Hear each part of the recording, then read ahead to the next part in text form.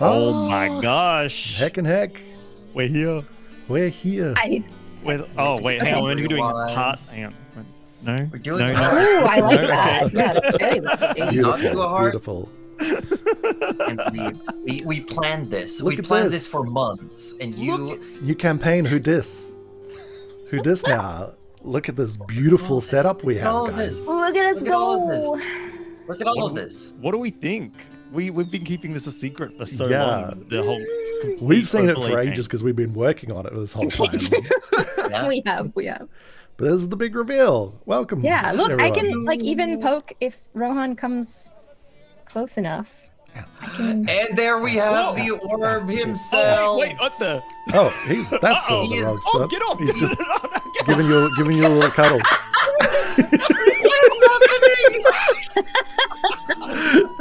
Orb I now sitting on see a the minor issue with not being able to see this chat. Honestly, I think they should just sit together. Hey, on hey, this- Yeah, what do he's we just always in your say? lap What now. do we That's always just- say? It's not a real stream without. Tech issues! Tech. All right. Okay. Now I just got to make sure I grab the right one of you. I see. There we go. I see. There I he see is. what's happening. Yeah, There oh we my go. God. There- you know, your Got you. There we go. All right. welcome in everybody. Welcome in. Hey. Gouda, I do believe we have links blocked for people who are not moderators. Oh no! What do you mean? This oh is Good, did you clip it? it a clip? Is it a clip? Clipped and shipped? I love it. Good as Again, that. I they love will it. never be able to outlive No. the Arthur. Thank you, Dutch. I want to say, look at Cuddly. Oh, I live Cuddly Arthur. Look at Josie, though. Look at all of you. Look at everyone, Look at- actually. No. Look at all the Look at Because people. both Ozzy and Roju had haircuts as well. Look at them. Oh, that's true. Oh, My head's all clean. Oh, I like it. Oh, I like it very much. I brushed my beard. You It brushed. is looking fluffy. It is looking fluffy. It is looking very fluffy.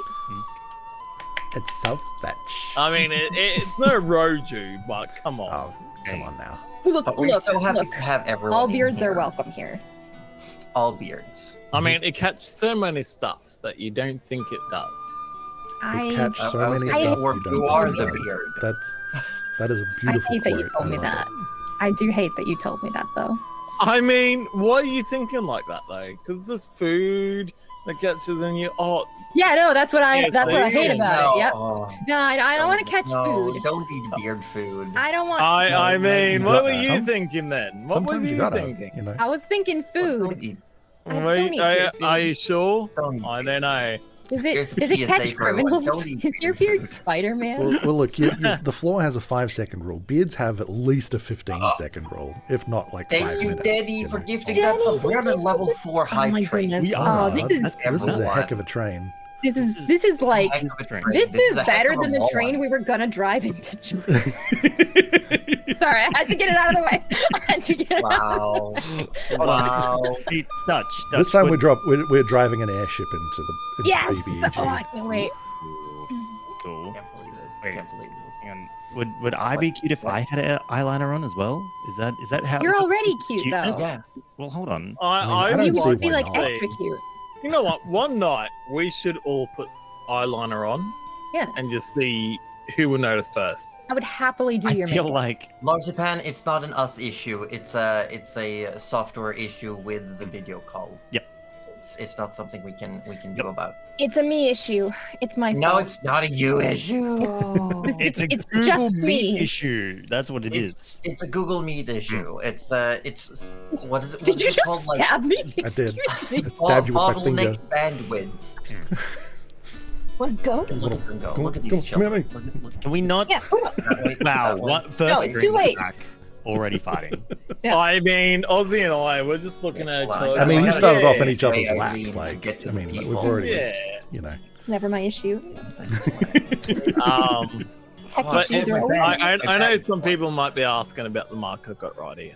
No one has, and I didn't we even can't notice see it till you pointed it out. So why'd you bring it up? Wow. Because I was looking at some people and I thought I could sit there and I could go, Yeah, look, Dutch it's didn't an see it. obvious mark right there. Orb, I'm knocking on your window. Oh, hello? Hello? Says, well, now you mention it. More or less, I went to wash my car and I have a copper fitting at the end of my hose. You got 30 seconds. Or... And the hose was on the other side of the fence, and I was pulling it. All of a sudden, He's pulling all on I his see hose in public. Oh and my all I gosh. see is this copper piece went This is smack, Oof. and I bled and Oh my bled and bled for like an hour. That's Yeah. a And weird that- flex saying your hose smacked you in the forehead while you were pulling it in public. That's- I mean, not many people have that flex, but I'm gonna have that flex. I'll take that. It's not a I hate flex it though. here. No one's gonna be with you. It gushed. I think people will. I think people will. I underestimate people. So this time I will take it. That's right. Yeah.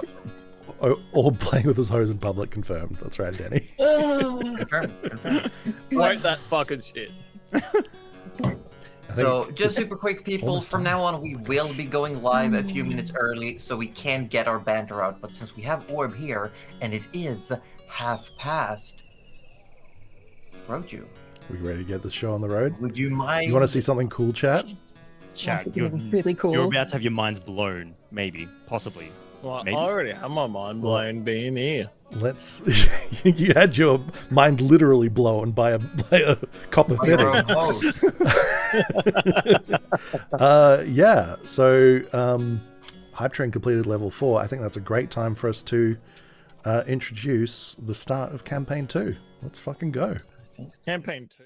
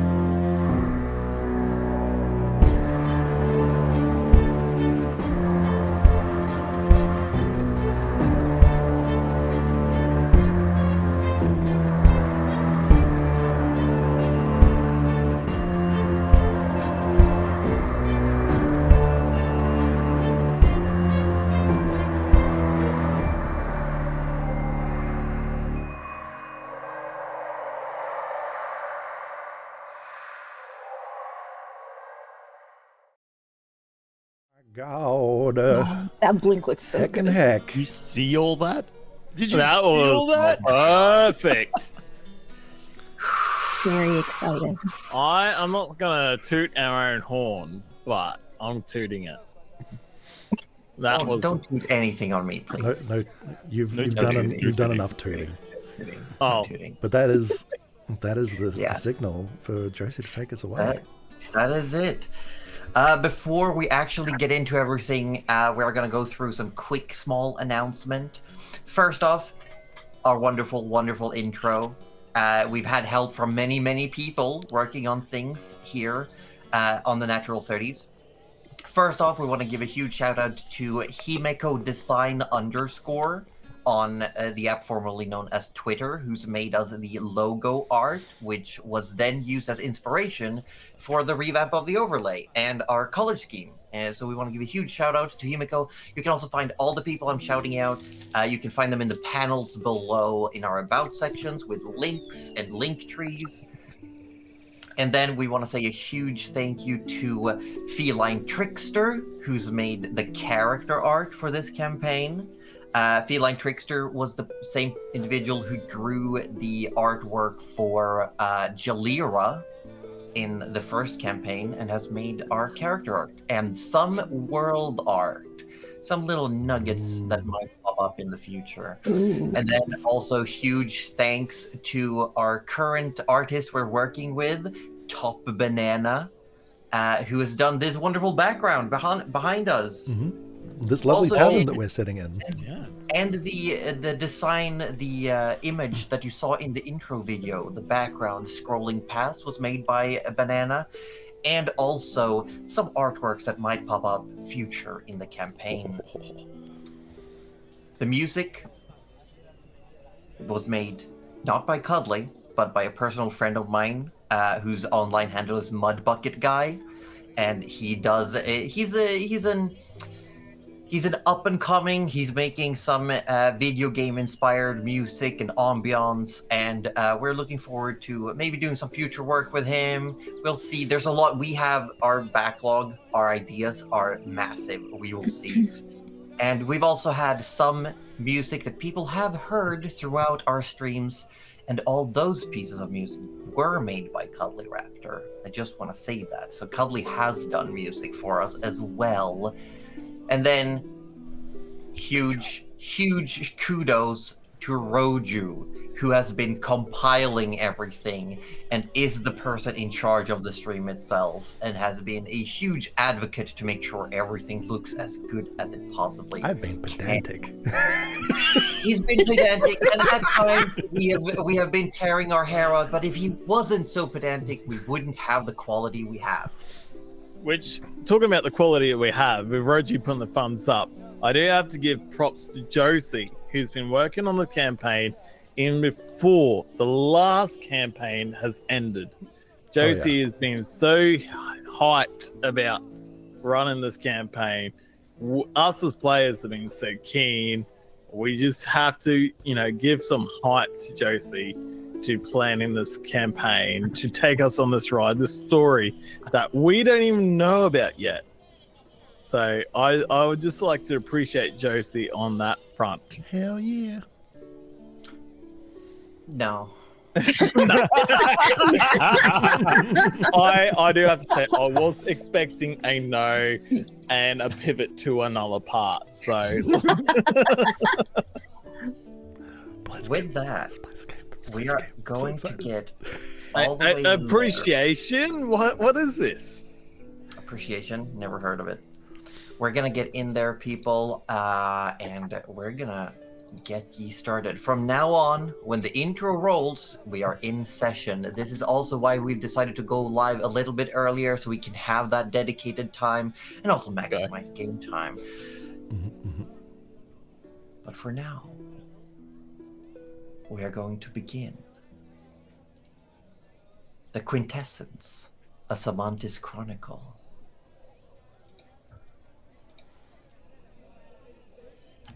When remnants of old cease to last, and truth revealed of world that passed, if rapturous storm gives way to light, the newborn star acquires sight. The dark forgotten inside their cage bides their time and seethe with rage. The lands inside will have to choose which of the two to let loose. Sandra dies, and the moon crumbles. Her child opens their many eyes and sees the world before it. Within the jagged end, kin gather to witness the open sky. Below the darkness, the others stir. What of the broken star? Its carers, wherefore have they gone?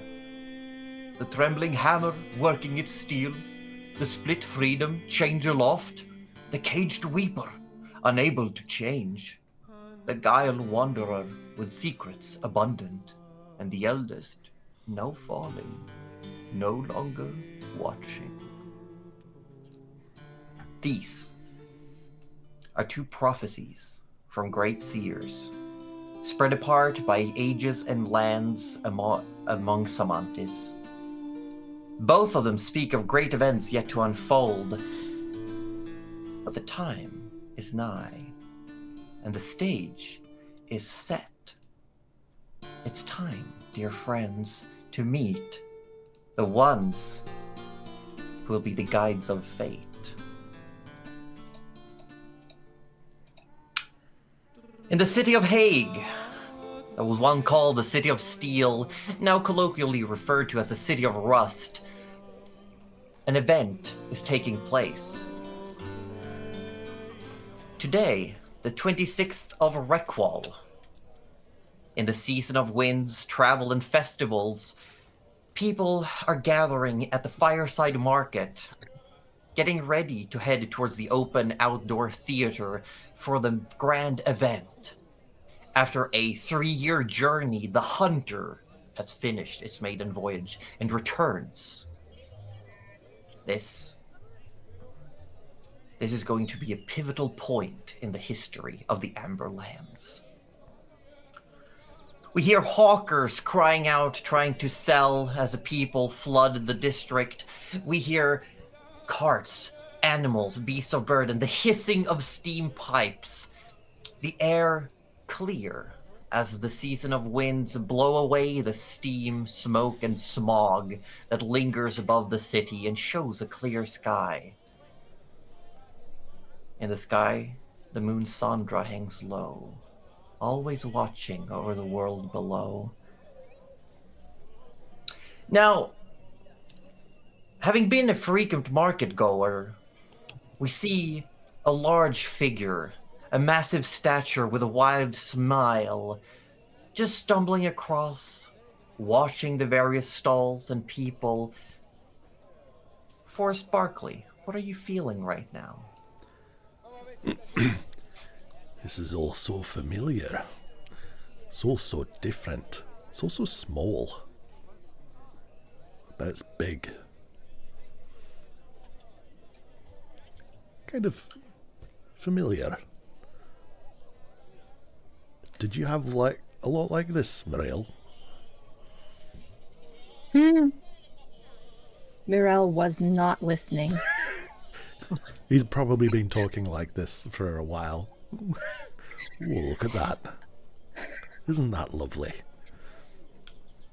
What do we see as we draw near this odd couple that on one hand stand out among the crowd, but also not, as the throng of people are scattered among the various kin of the lands? There are emberkins, people touched by fire. You see soilkin, people touched by the earth itself. You see elves, half-elves. You see massive dwarves, some of them even a head taller than Forrest, part giant himself.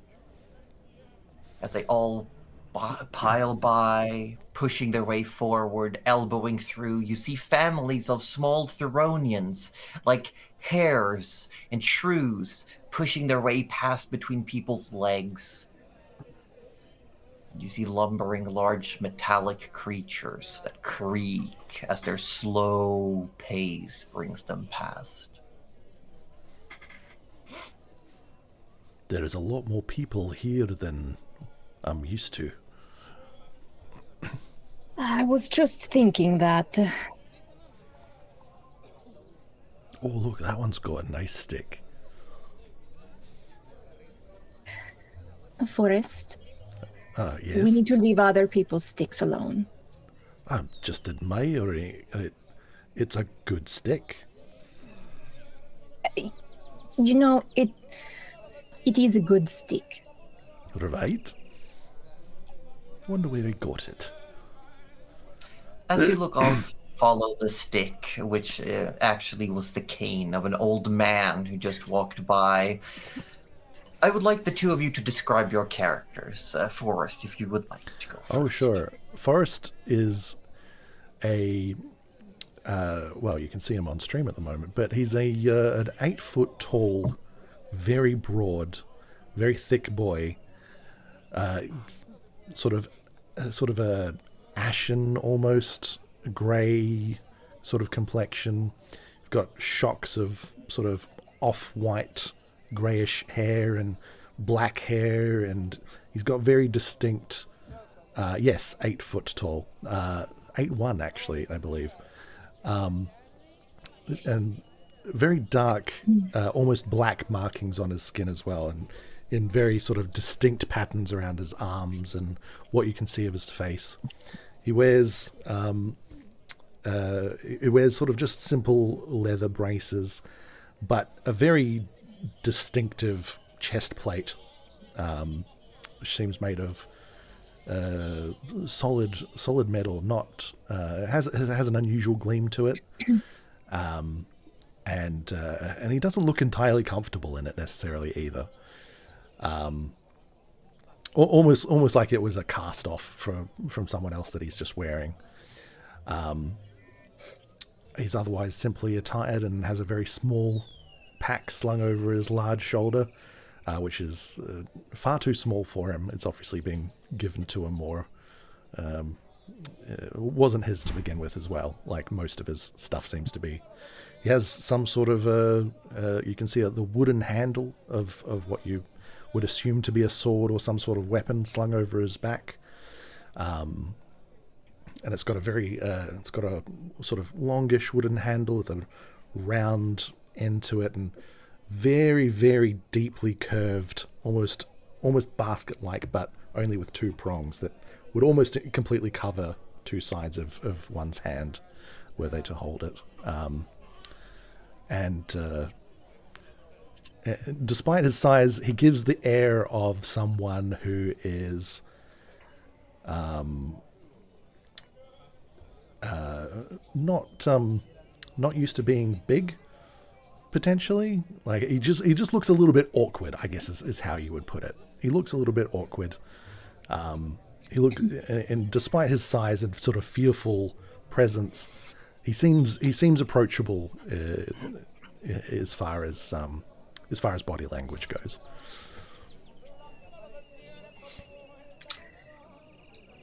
Yes, and Mirelle does not seem approachable as far as body language goes.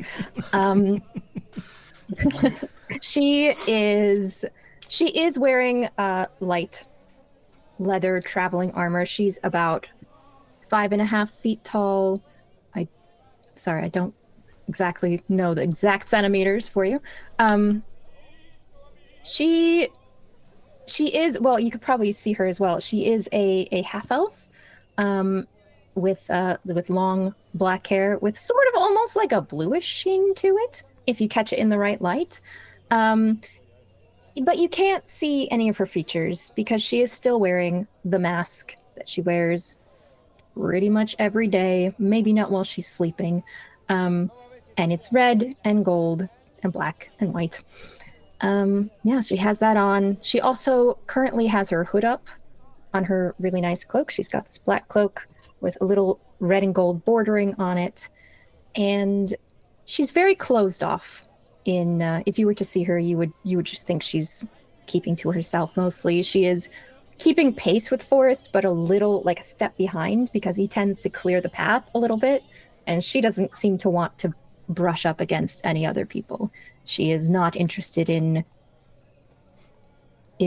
bumping into anyone. She is also carrying a small travel pack, medium, I suppose, because her size would be, relative. And a little cat is peeking out of the travel pack. A small black cat, with just these void-like eyes. Like you could look into them and probably get lost. They almost look like little galaxies. And it is just peeking out and then going back in, and peeking out and starting to slink out. And then she's like, Eleonora, and then going back in. It's a game they're playing, but Mirelle is not liking the game. And the cat is loving it. As the two of you walk by stalls and people, there are vendors everywhere. The group of people in the fireside market, this central area in the city of Hague. In the middle of it, there's this large fire and almost like a massive chimney leading up, moving all the smoke created by this massive fire away from the city itself, high up into the air. You push past, and as Forrest is clearing the way, sort of having to take like a quick step to the side, we see a small orangish brown creature currently seeming in company with a humanoid figure. And if you would like to introduce yourselves, Tinker and Trish. Right. Come on, Trish, you're falling behind. Hurry up. I'm not falling behind. I'm just like, oh, who are they? Who? I can't see anything. I just see legs. I don't know what you're talking about. Just come on, hurry Look up. Look up. I look up. If I look up, all I see is pants. You need to use your words. There's people. Trish. Tinker stops and like sort of like uses his little grabby hand and like sort of goes for your ear, but misses, like to drag you down. People, yes. More words. Use more words. You've got to describe them. I don't want to. I don't want anyone to know me. Oh, you're useless. Speaking of that, as Useless, grabby hand- and Trish goes to slap you across the head after that useless word. He ducks because you got no one near him. No. And we as an audience, we get to see very obviously that Trish's visual, what she looks like, doesn't seem to match up with her actual physicality. As Tinker tries to grab for her ear, there's nothing there, but he's clearly pinching an ear that's visible. The hand sort of scoops up, misses Tinker by just half an inch, but it somehow makes impact at the same time. Right. Now, just don't touch the hair. Now, what are you trying to show me? No. Yes, that is a big one over there. He's towering over the crowd. He's taller than me. He's taller than me. What's your point? Just cool story, Broder. And Trish sort of pushes Tinker, like, yes, hello. Why? We're going this way. They're going that way too. It's polite. It makes us seem normal. Trish, there are so many people in this market that we don't need to stop and talk to everyone. Is this your first city? Trish says silent. Trish just look away. Trish looks the other direction. Oh dear. Trish doesn't know that this is probably Tinker's second city, third city, maybe. Yeah. Right. Just leave it. Leave them alone. Come on. I'm sure they've got important business. That one looks interesting. The one with the mask. You know what? Yes, I think we might say hello. What's with your mask? And like suddenly Trish goes really red. You can't see it. No. But speaking of seeing, what do we see? Would you please describe your characters? Yeah, so Tinker, he's actually on screen right now, so that's really handy. Tiny little kobold. I can't remember his exact height, but essentially, if you've got Forrest being gigantic, you've got Tinker up to his knees, maybe a little bit taller at best. He's hot. He's covered in fur, fur sort of garments, and massive oversized backpack just filled to the brim with all sorts of oddities that you might just pick up off the ground. Got a little grabby claw that he uses to interact with things, much to many market stalls' horror, and just every now and then leaving small burn marks along the way as a little bit of drool drips out of his mouth and he doesn't quite catch it in time. So just always leaving this little sort of trail behind him. Now, Trish, to the naked eye, looks like an NPC. Nothing descriptive, nothing anyone would be like, oh, yeah, that's someone. Nah, it's plainly to the naked eye, it'll be an NPC. To someone that might know Trish a little Trish further. considers an NPC. Yeah. Trish currently looks like the most average person imaginable, basically. Pretty love much. that. You could not pick them out in a Lego movie. Let's just say that.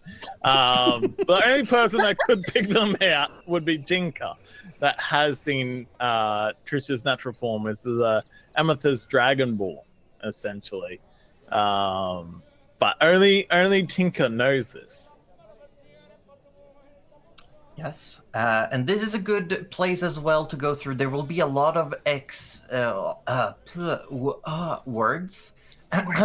There will be a lot of references and names that have changed to be more world specific. So if we would like to go around and just in a world, what are your character's ancestries referred to? If we start with Forest. Because Forest. on paper you are a Goliath, but in this That's right. world, In this world, he would be known as a runt. A runt. A runt. Oh, Yeah. I didn't think that. He's a runt because he's really just a wannabe giant, right? He's, as far as the giants would be concerned, he's tiny. He's minuscule. yeah, they are referred to runts because they were too small to survive whatever the giants need from their offspring, and they are left with other settlements to be cared for and raised because they are, in the giants' eyes, more akin to regular people. And Mirel? Mirel would be Lunarkin, or half Lunarkin, which is like the reference term for elves in this world, which are said to come from the moon, which is very exciting. Yes. And this is also a point of information. The elves are convinced they are from the moon, but there exists no tangible evidence. What about Tinker and Trish? Because the two of you come from the same area of the world. You are distantly almost related. Well, not to say Trish is better than Aussie Defro or Tinker in any sort of way. But, you know, me being me, I'm, and I'm going to pronounce this wrong, Rager. Yeah, that's correct. Trish is a Rager, which is very distinctive in the Cobalt Dragonborn sort of anarchy. And Tinker is known as a row, which are kind of like your everyday sort of workers, kind of like your worker ants or whatnot for the dragon kind. Just sort of, normally just busy work really. We're bottom of the barrel, I would say, in the hierarchy. And yeah, for a row and a erasure to sort of interact is not uncommon, but to be sort of like out in public like this, probably a fairly decent oddity. You say there's a distinct class divide between the two of them? There I definitely mean, is. you wouldn't see it happen every day. No, but as for the interactions between Tinker and Trish, it almost seems reversed at times. It's very much reversed. So, as all of you are minding your own business, going about the market, essentially just waiting for whenever you're all called over, supposedly there's going to be very notable when everyone is to gather to the north of the Fireside Market. There is a massive hill with buildings strewn atop various tiers, and at the very, very peak of it, a massive, grand, almost Gothic-like building, like a Gothic castle at the very top. And to the side of this hill is a massive open amphitheater, if you will, that is free for public use, and today it is being used to house the welcoming back of the Hunter, a new vessel that is just finishing its maiden voyage. It is to return today, and this is one of the reasons you are all gathered here. Though you all have your individual motivations, this event calls to many. This is a huge undertaking. It is a grand time for the city, for the continent, and possibly for the future. You're just waiting for this when, Trish, you hear someone call out behind you, "What's with the mask?" And you turn around to see the most average person ever next to a small orange lizard. Yeah, Mirel hears "What's with the mask?" Just kind of automatically turns, knowing that she's wearing a mask, sees the person, does like a look behind her to make sure that no one else is wearing a mask. And then just kind of stares at her for a moment. And then just gives kind of like a shrug and keeps going. Trish responds with Forrest a didn't even turn shrug around. as back as in like, fair enough. No. And then and Tinker sort of hops kind of around Mirel. No, I was going to say it looks very out of place, very interesting. Oh, Tinker, that's out of place. You can't be saying like that. What? Excuse me. Oh, and Trish jumps out of his skin. Just jumps out of his skin. Oh, who are you? I was right. He is big. Hello. Mirel, are you okay? Is this wee one bothering you? Oh, We won't be in here. no. They're fine, Forrest.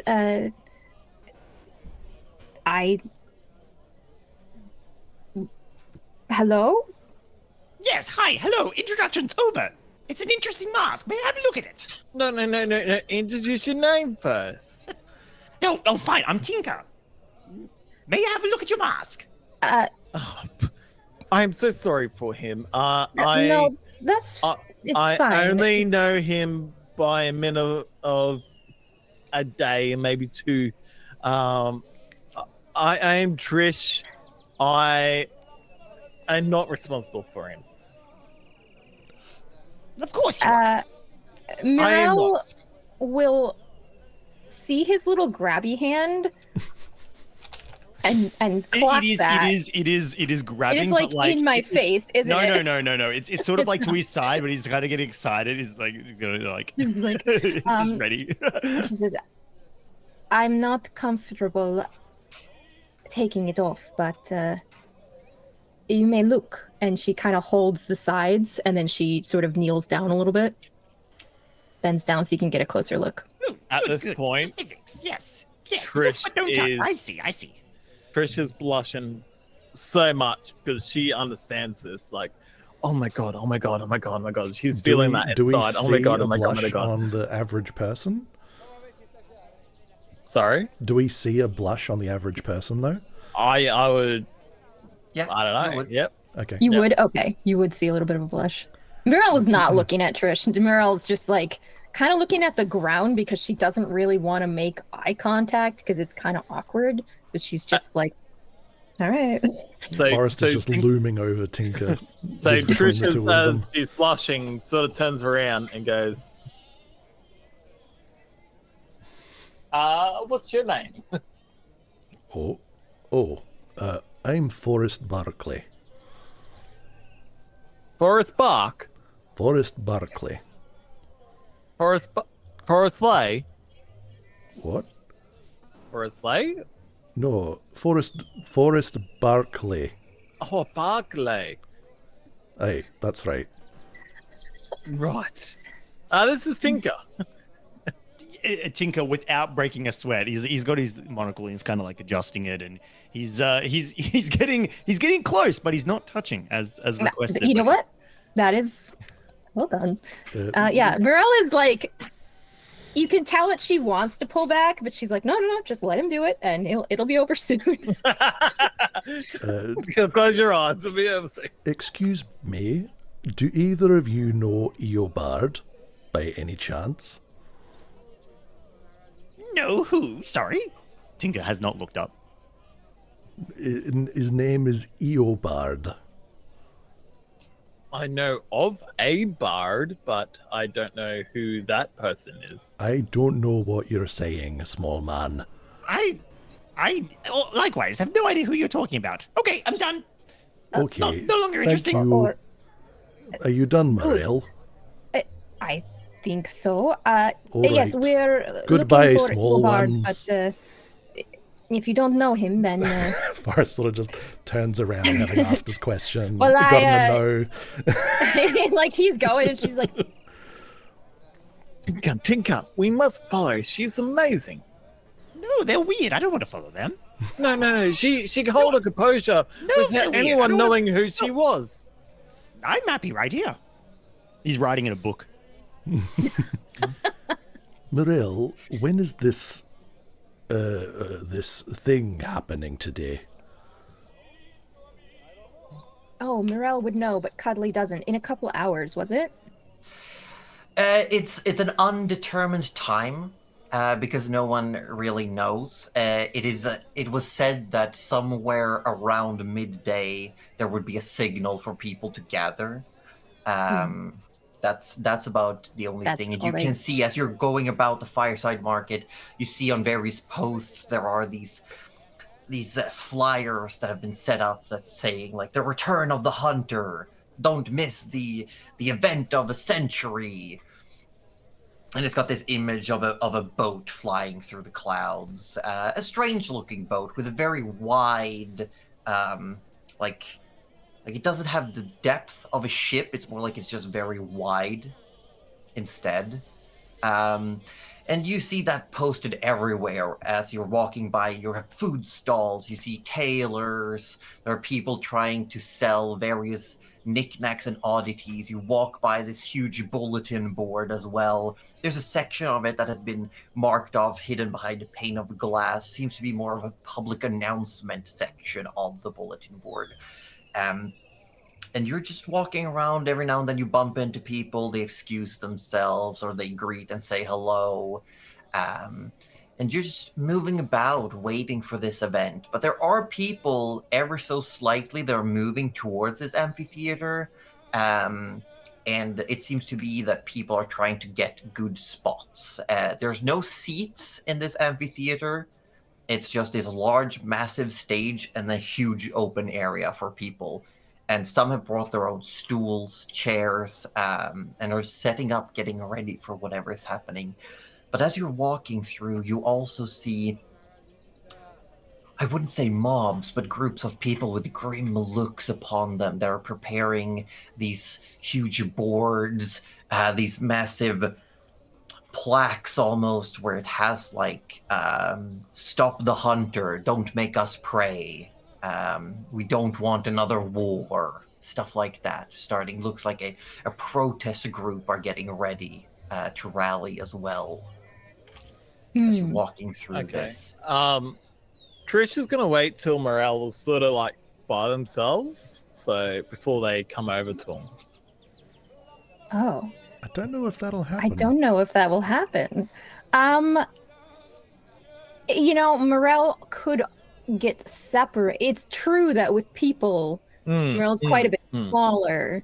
So I would say that she might lag behind. She would still be quite close. Yeah, there would be like a wake behind Forest, which is a little bit empty, which you've probably been traveling Morel's in. kind of in that little. But but if people close in too quickly, you could get it cut off potentially. You find Trish sort of likes you and goes like fangirling a little bit and goes, "How did you do that? Like, no one knows who you are. Like, you're so mysterious and like, how do you hide yourself?" I just put on a mask. You can also wear a mask, but you look fine. So. Oh, I look fine, and she's sort of like melting a little. Like, oh, I look fine. Oh, stop! Like, you do look fine. Like, what is Weird this stranger Trish look like? Like, does she have like like what I kind said, of hair? What kind of NPC female? Like, that's just like brown hair, black hair? I mean, brown hair. Brown, yeah. Like I said, just like plain and. Like, if you were to go Lego Movie brown hair, that's what, yeah. Okay, perfect. Yeah, Morel kind of gives her like a once over and goes, "You have no reason to hide. You look fine. I just am I'm liking a mask. And then she kind of like turns and looks for Forrest, which is not hard. He's not hard Yeah. to see, but he's getting a little further away.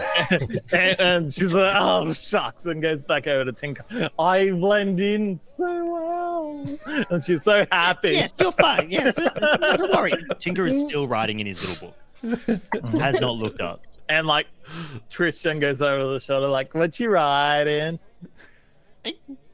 And Tinker moves the book as if to show Trish what he's writing and snaps it shut in her face. None of your business. And tucks the book away. And Trish sort of hides her charm and goes, well, that's none of your business then. I'll put you in another hole. Now we need to go to the amphitheater. That's where we need to go. Then we got to get some good seats. I don't want to miss this. Yes, but you should maybe wear something so people aren't drawn to you. Why? You saying I stick out? Trish looks around and looks for any other kobolds in the area. Well, then you can make the first roll of the campaign. Oh, A shit. perception Oh, check. my Dice lord. rolls, let's go. Let's go. Oh my lord. Here With we go. brand new level 1 stats, people. What do you want me to roll? Perception. Perception. And the roll goes 19. Oh, that's a pretty good. 19. roll. That's You a look good around- first roll. I will say you look around and you do see one other kobold wearing what looks like a tailor-fitted tuxedo almost, All right. scampering through the crowd with a small portable writing desk, and it just looks like they're busy running All right. around. So Trish goes, look, there's only one other one of yous, and look at them. They're nicely dressed. They're prepared. And what other row is like this? Are you saying I'm not nicely dressed? I'll have you know this is the finest furs I could find. Finest furs, Yes. as she sort of like squints her eyes at your head. Yes, but I don't think you fit in. Like, maybe we should get you a suit. Oh yes, and you fit in. Come on now, stop with the meaningless questions. We should get a move on. I do fit in. No one's noticed me since I've been here. No one's noticing.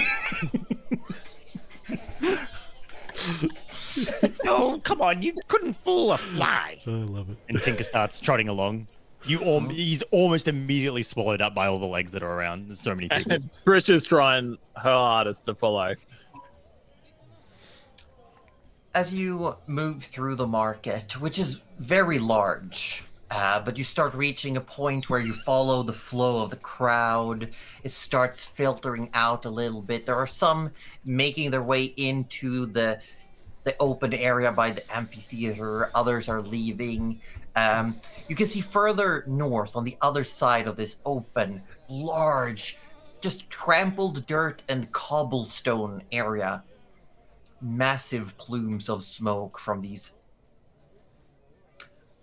I don't know how to describe them, but humongous cylinders, smokestacks reaching up into the air, just billowing black smog that is then picked up by the winds of the season, blown away, scattered.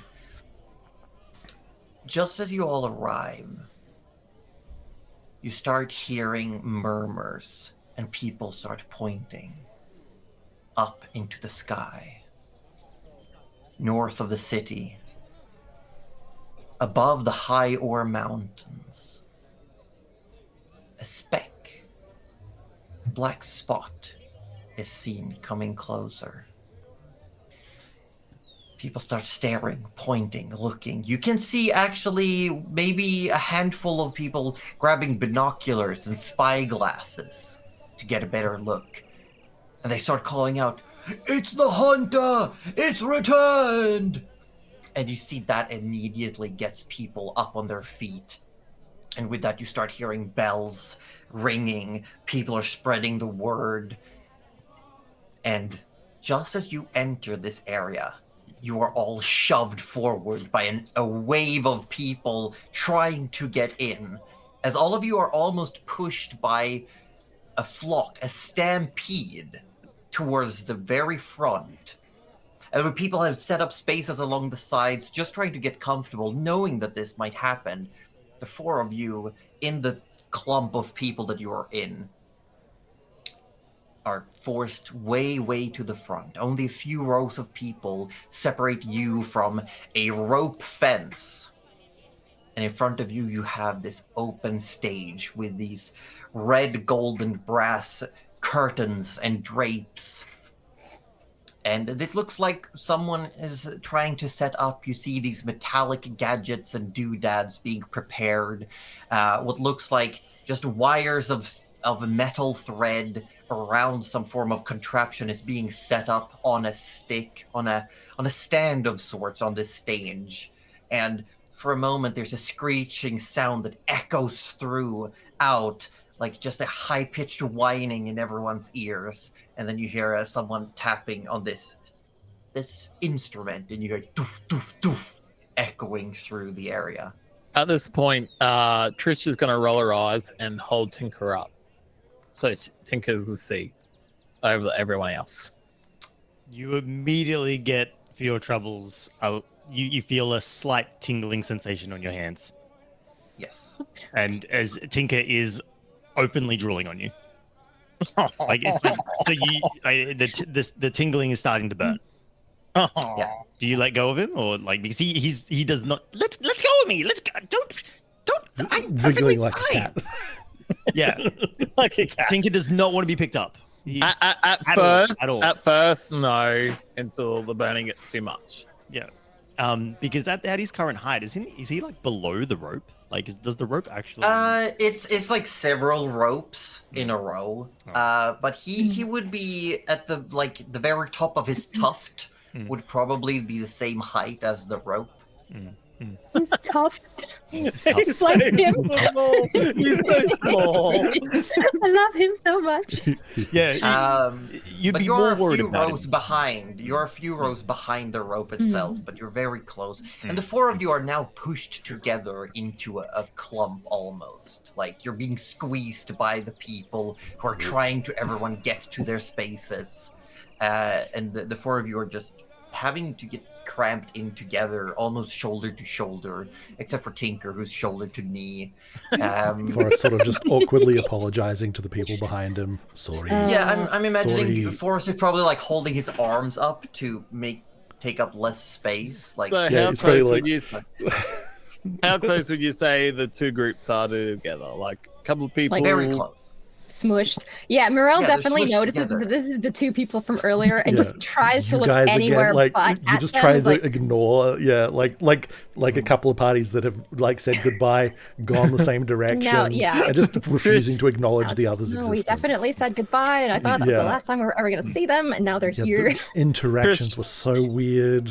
Yeah. Like, Chris sort of looks over at the taller man and has got two hot dogs on a stick and goes, "Hot dog on a stick? oh, are you talking to me? Yeah, I got two. I'm like, you want one? Oh, well, thank you very much. I'd love one. Here you You go." hear a couple of rows away, you hear someone go, "Where'd my hot dogs go?" And that's when you see Tinker's got two in his hands as well. I have no idea. Oh, and Oh, Morel this kind of is reaches very out as if to nice. stop the hot dog from getting to Forrest, and then just puts her hand back down. And just like looks very, you can't tell because of the mask, but if you could tell, it would be a very suspicious look towards Trish. Yeah, I would like Mirel to make an investigation check. Ah, perfect. Yes, I will absolutely do that. It's been a little while since I've Oh, had a it was sausage. not good. 10. It was a 10. As you're all at a couple of minutes past, and you're still stuck together in the middle of this crowd of people, but they're starting to like the relaxation of a muscle. People are finding their own little areas, and you're not squeezed together, but you're still pretty close. And as that happens, you see two figures walk up. A small Just a small little figure who's got this almost like a glowy orange skin, dark deep set eyes, and next to them, stepping up, you see a regal looking woman in what could only be described as haute couture meets workshop. Oh, very So it's like the fanciest looking workshop tool belt together with a leather apron that's definitely been form fitted, tool petticoats underneath a very nice looking skirt, and almost like a singlet top with attachments that go into these large, stylized with intricate designs on them, leather working gloves. This person walks up and she's broad shoulder. She looks muscled, but also beautiful as she steps up. And next to this gnomish looking individual, Right hand corner. she's massive. No, it's- She's not as tall as Forrest next to Tinker, but she has a different air of personality and presence, and definitely seems to overshadow. Even though her body language seems to tell that she's making sure to give space, it's hard to not look at her. And they walk up, they exchange a few words. You see a few stage hands come running up, giving some cards of some kind, pointing at this strange device that's been set up on stage. And you can see all the while this speck, this dark spot in the sky is growing bigger and bigger So as it's coming over the tops of the at mountains. that point, Trish goes to Tinker and goes, "What is that device? You specialize in devices. What is that?" Specialize in- Oh, it's clearly it's absolutely a. Would Tinker know what this is? You can make make an investigation check or a perception check. Gonna make a perception check. We got a little bit of training in that. Nice. 21. Oh, lovely. 21. You can see the design. You have seen one of these before. It is a fairly new invention. It is called a microphone. And it amplifies sound vibrations, sends them through cables, and then out through devices called speakers.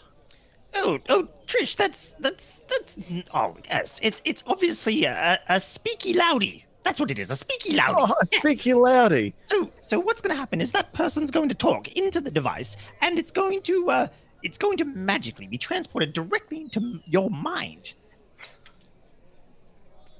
Yep, that's what it Trish is. is like doing a pinwheel sort of thought and goes, "Yeah, sure. So much that magic exists. Yes," and does not believe. Tinker has said it with such authority. He knows exactly what it is. He knows. I feel Morel would have also seen one of those, but I want to make sure with you, Josie. Mirel would have seen variations. A variation. Yeah, that's what. Okay. Yeah, like So- you like being able to hear what Tinker says. You could be like, oh, okay, yeah. Yeah. No, It's like it doesn't do that, but it's close. they don't look like it. Doesn't look like the type you've seen, but it seems to function the same way. Yeah, and Morel will kind of just like huff a little laugh. Hearing that, Tinker kind of like glances back and winks at Morel. She will smile. You can't see it, but she will smile.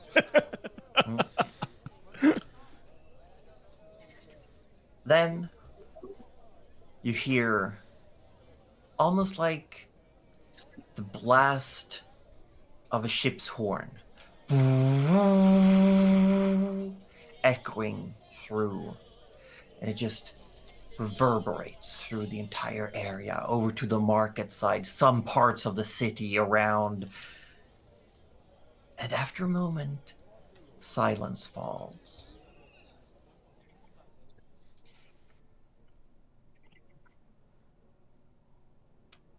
Then you see these two figures. A second microphone has been set up, shorter.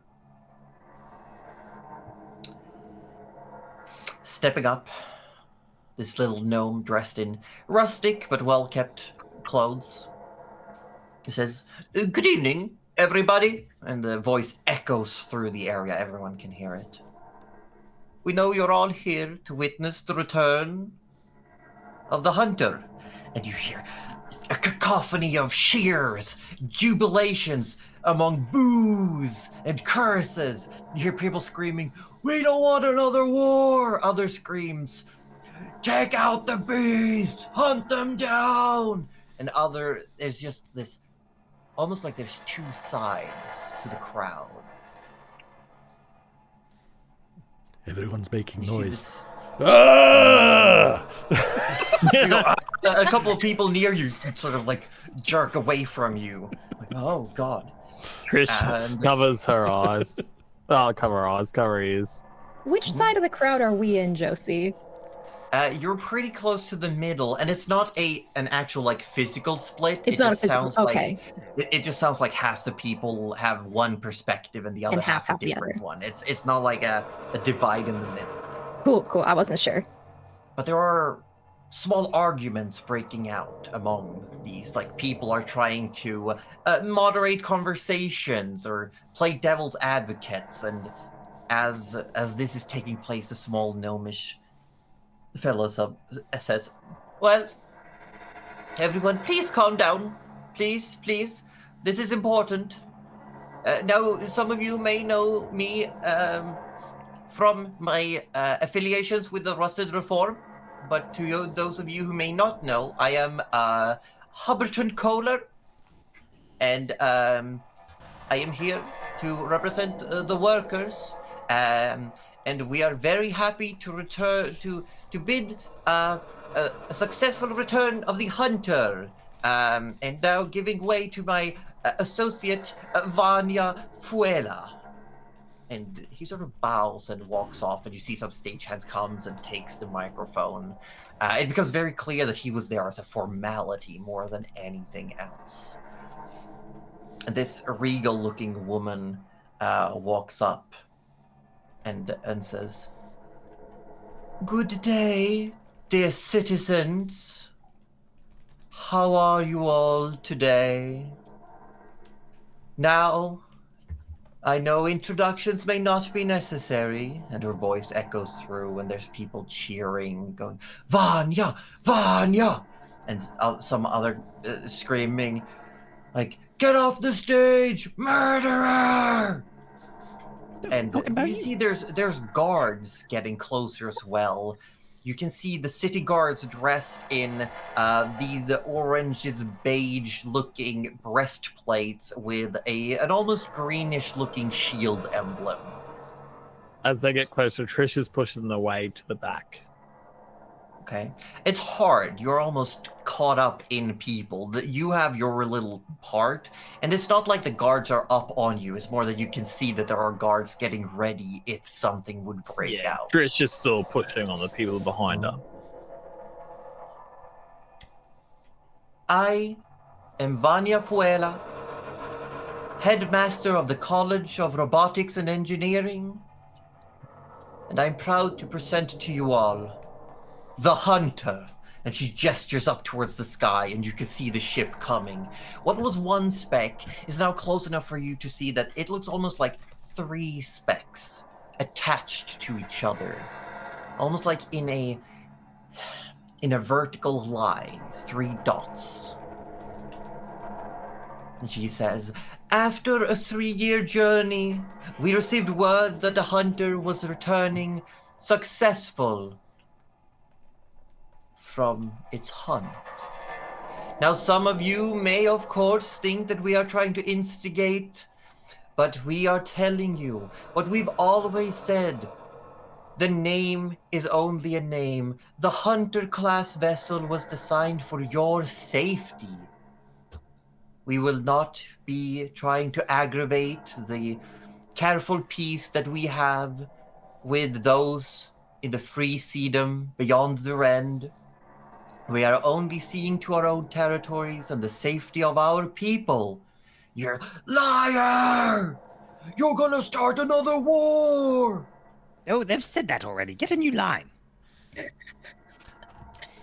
And you see this thing coming closer, faster and faster. It becomes large, immense in size, as this woman goes on a speech discussing the history of this vessel, how the design came to be, the point of it, its various features and armaments. And you see it coming closer and closer. And there is becoming clearer a massive net enveloped balloon of some kind attached to a ship. No sails, just attachments to this balloon. And underneath, hanging in a net and chains, what from a distance just looks like a massive, almost as big as the ship, sized fish.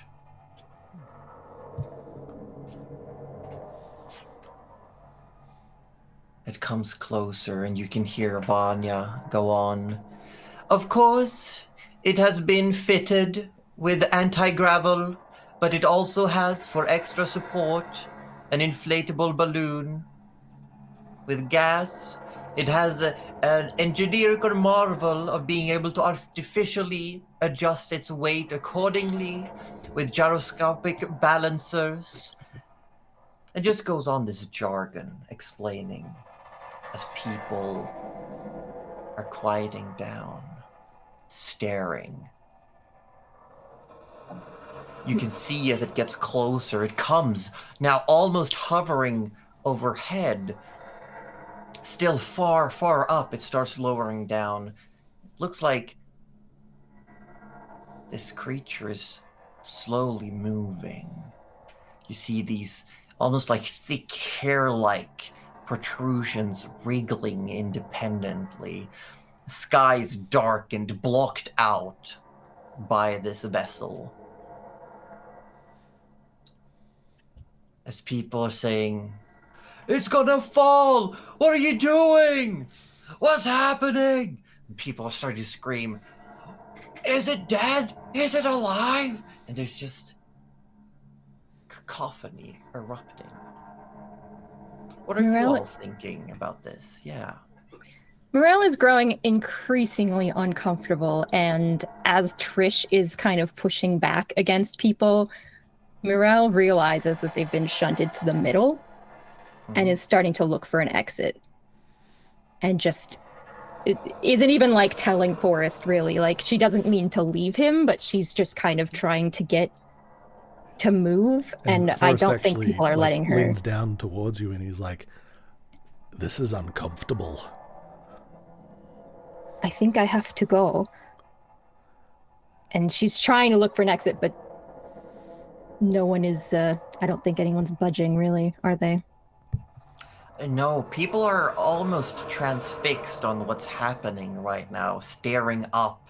And it's a strange event, really, when all of a sudden there's a loud snapping sound almost. And people look up, and everyone looks up to see what's happened. What's that sound? When one of these hair-like protrusions starts falling down towards the crowd of people. It comes down, its size just being a lot bigger than you expected as it slams down. Several meters in length, people jump to the side, a person is crushed underneath. No, now things are getting interesting. And people start screaming. You see the bulwark start rushing in, pushing people away. You see another detach, falling down towards all of you, and you can hear "whoa" as this creature that you can now see almost like a coelacanth with a stone-like face. These tendrils all over the underbelly of it are starting to detach. Snapping sound as they slam into the ground. Some die on impact, crushing people. Everyone starts screaming, rushing away. Guards come and start escorting Vanya away from the stage as there's just screaming breaking out. Dust is kicked up. What do I you think all we do? should leave. Trish is already pushing their way to the back. Trish is not dealing with this. Can I use Divine Sense as well, Josie? Sure, you may. Tell us what that looks like and what it does. So, as an action, I can detect good and evil, and until the end of my next turn, I can sense anything affected by Hallow, and I can also know the location of any celestial, fiend, undead within 60 feet that is not behind total cover. And then, yeah. I see. Well, yeah, you get several pings actually of celestials and fiends among the crowd, just here and there, picked out, but this creature does not react in any way to your sense. Not good, not evil, just something. It's just a something. What is Tinker doing? Tinker is running towards the nearest thing, the tendril that's dropped and on the ground. Of course he is. He is weaving his way through the crowd towards one.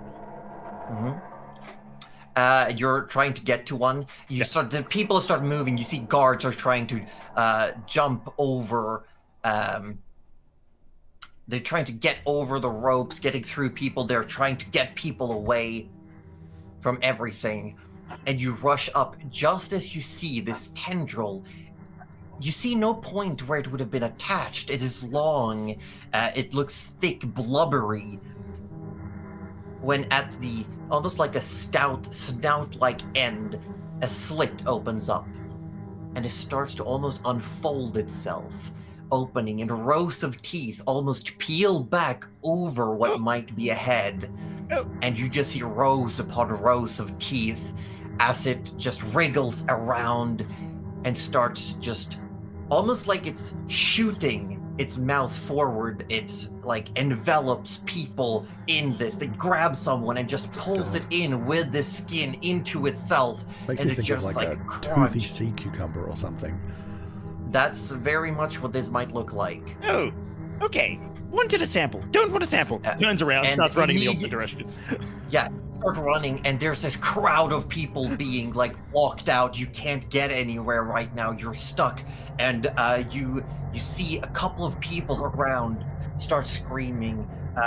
Coming up next to you, running forward, you see a pale-skinned man with a leather duster who pulls out, almost like he is assembling a large spear object, jumps and hops, stabs down into one of these creatures. As you see, running next to him comes a small little bunny girl, for lack of better description, grabs one of these tendrils by the tail and just hammer throws it out of the crowd.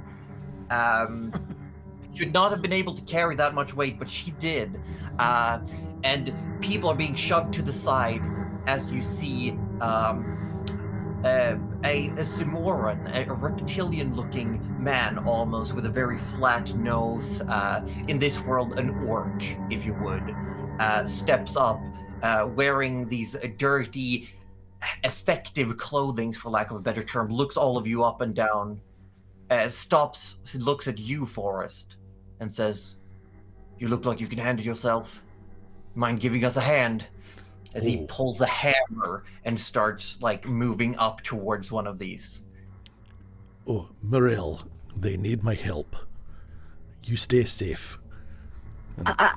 And sound of wood grinding against whatever he's holstered it in, and unhands and limbers a wooden shield in the other. Coming up not far behind, you also see other people people in the crowd. You see some of them are pulling tools, and they start almost like a civil militia attacking these creatures. All the while up in the air, you just hear this loud wailing from the creature, and the tendrils keep falling, crashing down all around you. You see Josie. people also slinging magic in various ways. You see people in cloaks coming up holding these small ceremonial-looking hammers that they just shove forward, and you see magic erupting all around. Forrest's going to charge in to help where he can. Okay. Josie, can I roll for emotion? You may certainly roll for emotion. Oh, yes. So, Josie, I have 2 that I would like to roll for. Wait, what? I have two feelings. I have more than one feeling, Ozzy Devpro. Yeah. I have more than one feeling. You have more than So- one feeling, but first you gotta roll a charisma saving throw. Let's roll a charisma saving throw. Yes, let's do that first. That's Or you know what? I'll tell you what I'm rolling for first, and then we'll roll it. How's that? Okay. You just... Morel has been trying to push her way out, and as soon as the tentacles start falling and attacking people, she stops. But she doesn't try and get away. She's just staring at it. And you can kind of see that she's very, very tense at the moment. And as soon as Forrest starts moving away, she just feels an intense bout of anger and shame. Ooh, yes. So Yes. make a charisma saving throw. For both of them, or just for the one? We will see. We got a 20. Whoa. You got a 20, so you managed to hold back the swell of emotion building within you. As it comes to, you're standing there though, your feet planted. What is Trish doing? Running away. Trish is not having any sort of this, running to the closest building and hiding in it. You cannot make it to a building in the middle of the panic. The throng of people are so dense. I mean, you may certainly try, as the DMs would say, but I'm telling you, you might just get stuck in the crowd, crushed by the throng. You can see people getting trampled as they're panicking, running away from this, trying to get off. Does Trish see any tables or anything tied behind at all? This is a large open area, remember? Trish just goes with the crowd, I guess. She's trying to get as far away from this as possible. She wants nothing to do with it. Okay. So as this is happening, as these creatures keep slamming down, people are trying to get away, we're gonna go on a quick little break. And when we come back, we're gonna roll some initiative. Oh, heck. Oh, heck. And we want to take this opportunity to say thank you so much for that raid, Mims-a-lot. Welcome in. Thank you for joining us with your friends on this launch session. Yes. Thank you, everyone, for coming in and saying hi. It's always good. So nice, so nice. It's I gotta so stretch good. my legs. My legs. I'll be back shortly. Yes. How long of a break are we kicking? Let's roll some ads. Let's say 3 minutes, and we'll be back, and we'll be getting right back into it. All right. Be right back. Okay, with that, we are going to get right into the nitty-gritty, people. It is time for those wonderful words. Let's roll for initiative. Ba ba ba ba. This is like the first time in 3.5-ish years I'm rolling initiative with a plus number next to it. Oh, shit. Oh, well, I have to say, this is not the first time I'm showing that with a +3. Oh, good initiative. I've missed you so much. I don't know how I feel about this. Mm, I don't know how I feel about this. you should feel great about this. I compared the rest of the group. Okay, I feel okay about this. Yeah. Okay. We So didn't, suddenly, as the guards are trying to save the civilians, you find yourselves alone in an open patch of muddy dirt, almost surrounded by these leech-like creatures that have detached themselves from the Gavanite Leviathan looming above. And first out in the initiative, one of these creatures are immediately going to beeline it for Mirel. Me! Oh no, not Morel. It crawls across the ground, dragging itself through. It opens, sort of unfolds its face, its mouth. And I'm gonna roll to attack you. Okay. Don't do it. First attack. With 21 to hit. Oh, Josie. That's obviously a miss, right? Definitely gonna hit. You take 1 point of damage, and I need you to make a Constitution saving throw. Oh, the Constitution I saving can do a throw. Constitution saving. Let's do that. Can we just first. appreciate it did 1 damage? We're back at level I 1, baby. did I mean, that feels so 1 small, damage. yet so damaging.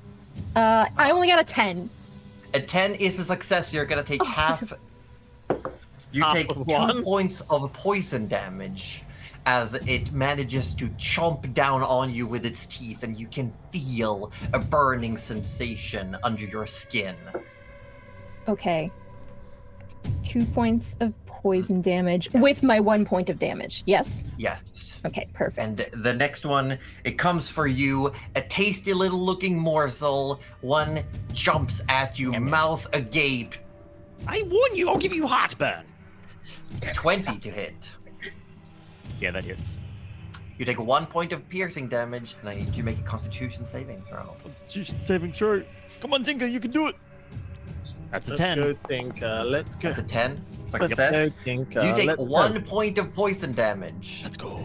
as you two start feeling a burning sensation under your skin where a few teeth manages to catch you on your arm and shoulder. Just small little nicks, but you can feel the burn in your shoulder, in your arm, No. under your skin. Get off! Get off! You know, if you wrapped it, it wouldn't have these bonus sensations. One now jumps towards Forest. Same thing, mouth agape. Ooh. It's a 23 to hit. Oh my lord, gosh. Josie, what the fuck? She's just making up for Delirious boss fight? Yeah. I mean, We it hits. deserve Yep, this. definitely hits. Hits. You take 1 point of piercing damage, and I need you to make a Constitution saving throw. Con save. As if taunt me with that almost 20. Oh, that Oh. was gonna be great. Oh, it's an 11. Oh, but you got an 11. Yeah. Well It's an done. 11. That is a success. You take 1 point of poison damage. This one manages two- to catch two you total then. around the knee area. What? 2 damage total at 1 piercing, 1 Yes. poison. Correct. 1 piercing, 1 poison. And then we have this one also jumps at you. You're a big, juicy target, Forest. They all come for you. This one is a 16 to hit. That does not hit. Oh! You manage to He kind of fend like one. shield bashes it away. Yeah, you hold your shield up. You manage to catch it, and then Tinker, it is your turn. So at his back, he's got Morel and Forest by the looks of things. Yes. So he goes, Don't worry. I've got something for this. Maybe. and he's holstered the little grabby hand, and he raises his paws, and you see 2 little, they look like little metal buttons on his hands, and they're kind of like connected by wires that go back into his all the way up to his arms, and he just reaches out and grasps at the tendril in front of him for a shocking grasp. Ooh, wonderful. Roll to attack. Ooh, Roll to very hit. nice. It's an 11 to hit. An 11 will not hit. Dang it. Uh-oh. So you reach out, and this creature, almost like it folds its head into its own body as you go to grasp at the air. Oh, well, I do have something for this, but whatever this is wrong. Anything else on your turn, Tinker? Well, he's kind of pinned there. He can't really. The only thing he can do without taking an attack of opportunity is just sort of maybe stepping back one Mhm. there. Yeah, he's sort of like seeing this. He kind of recoils a little bit, and yeah, he might do. You know what? He might try. Because these things are so weird, he might try to study them for a bit to sort of figure out what they are. Would an Arcana check be all right, or? They're not. I would say you could. Yeah, I'll allow you to make a check. Yeah, sort make of- an Arcana check. yeah, or a recoils. nature check. Or a nature? No, we'll go nature. Yeah, we can go nature. Yeah, it is a beast after all. So he recoils and he sort of like tries to think of anything he might have read anywhere. That's a 10. A 10. No. The only thing you would know is that these came off of Leviathan and they are creatures of constant mutations. It is nearly impossible to, to archive knowledge about them because they are just constantly evolving and changing. Right. Okay. Probably very fascinating, though. Interesting, he would wanted, you he say? wanted to take a little stab at one before, but unfortunately, they He started also biting. wanted to take a stab at him, too. With that, yeah, one is going to come in and try to take a stab at you. Oh, dang. It is, however, only an 8 to hit you, Tinker. Tinker, in his scrabbling backwards, has avoided that hit. Yeah, you're scrabbling backwards. Also, you're scrutinizing them. Keep looking all over them, trying to take everything in. So obviously you're prepared when you see it very clearly launch itself in your direction. With that, Trish, what are you doing? What is happening at Trish's end of the battlefield? Forrest, you're on deck. Trish is looking around. Does that little green one off to its right? Is fighting a guard currently. So Trish goes, I'll help, and runs up behind it Okay. and pulls out.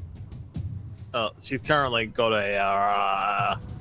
her rapier out, and goes, I'll help. I won't kill it, but I'll hurt it, and slices it with the rapier. Okay, roll to attack. For 23. 23 hits, roll damage. Nerf Trish! For 5 points of damage. So you run up saying you're gonna hurt it but not kill it, and you proceed to impale it on your rapier, and it goes limp immediately. So as it goes limp immediately, Trish pulls it out and just calls into a ball. Yeah, and the guards look at you like they're about to congratulate you, see you having this meltdown, and go, oh, okay. And one of them is like standing there, and one of them goes to try and console you, put a hand on your shoulder, and makes a weird face when the visual of you doesn't match up what they're feeling. Is there anything else you're going to do in your turn, Trish? Crying is a free emotion. So Yes, it is. That's it. That is very true. So we're now at Forest with Mirel on deck. The powerhouse tag team coming up, taking up the rear. All right, well, Forrest is going to do the one thing he can do, and he's going to slash at one of those with Fang. God, is he going to hit it with a stick? He's going to hit it with the stick. Hit it with a stick! 22 to hit, in fact. Oh, 22 damn, hits, okay. yeah. That definitely hits. I don't know why that rolled twice. But... It's because it hasn't. Oh, it's you haven't because it's clicked because one or versatile. two. Yeah. But he's holding it one-handed because I said he's got a shield. He's holding out, it so- one-handed. I will say, regardless of which one it was, you go. It was reach 7. out. Yeah, you reach out with your sword, and you manage to immediately cut the head off this creature in front of you. He kind of. It's just like a. The strike is very. There's no finesse to his attacks, but they've got a lot of power behind them. It just horizontal strike straight through the thing. Yeah, and for Tinker, who's standing right there, you watch this half giant of a man decapitate this creature with what looks like a sharpened stick. Just like a very finely sharpened piece of wood, and he just, like a warm knife through butter, no resistance. I want one. Anything else on your turn, Forrest? We're level 1. That's it. We do one thing. Yeah, I don't know. We do one thing. That's Mirel, one attack. It is your turn. Mirel. Yes, what is Mirel doing? Okay. Has Mirel seen something like this before? being a fisher person and all that, would we say? Yeah, I would say you can make a nature check. Nature See check? if you know anything Cool. extra about these. Let's find out what you know, Morel.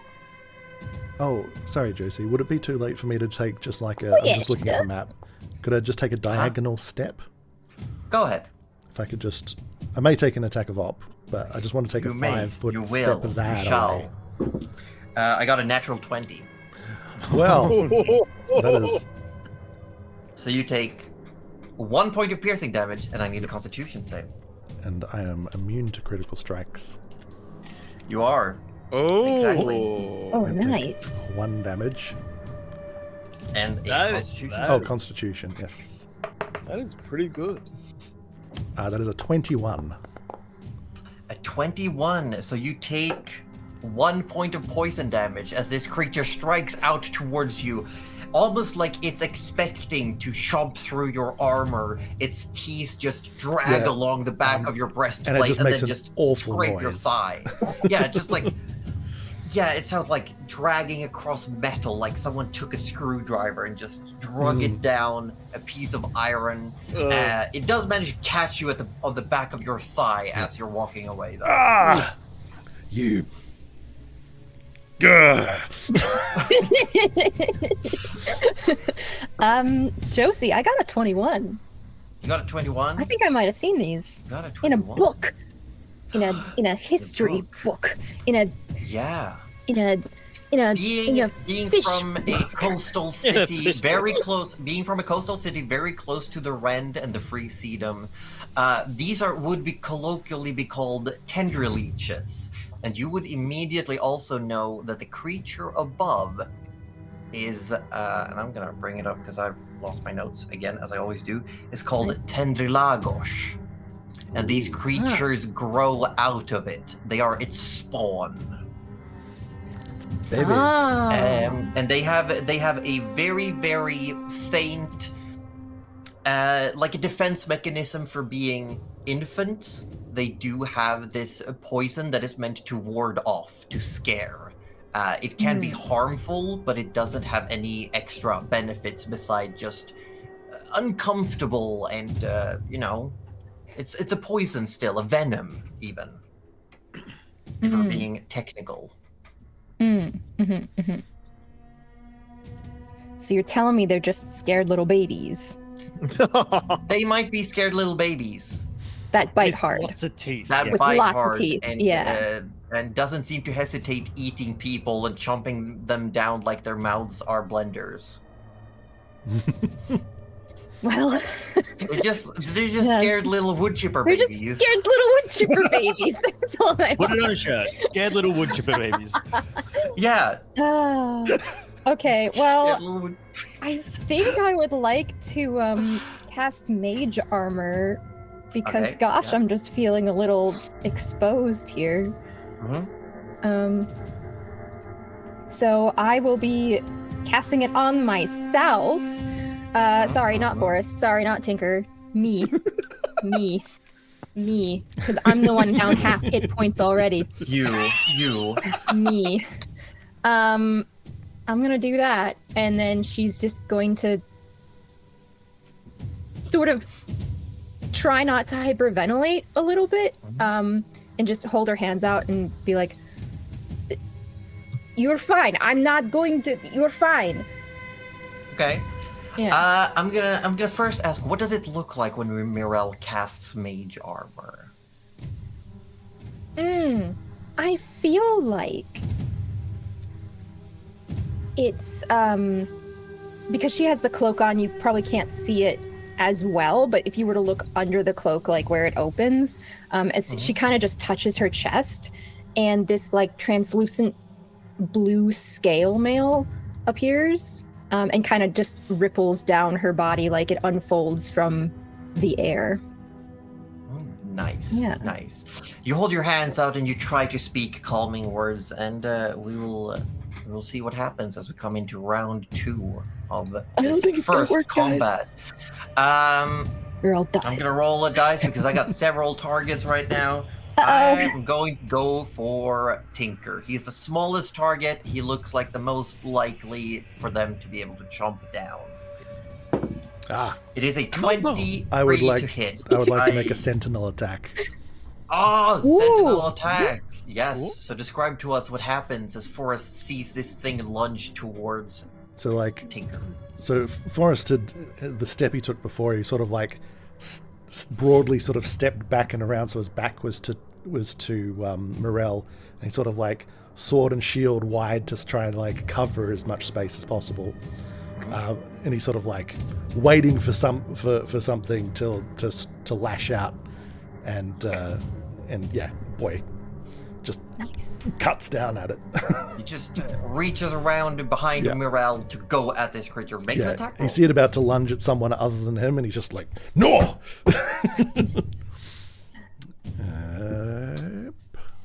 One attack. Oh, is it for One two? attack. That's a 7 to One hit. attack. A 7 will not hit, I'm afraid. Dang it.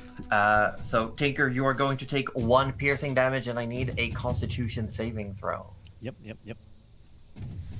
As Forrest does his best, but he's currently trying to bat off several enemies at once. And it's also keeping going for his- Tinker rather than Morel, so it's a bit Yeah, more of a it's stretch. the angle is weird. That's a 7 on You the take Constitution. 3 points of poison damage. Okay, I see.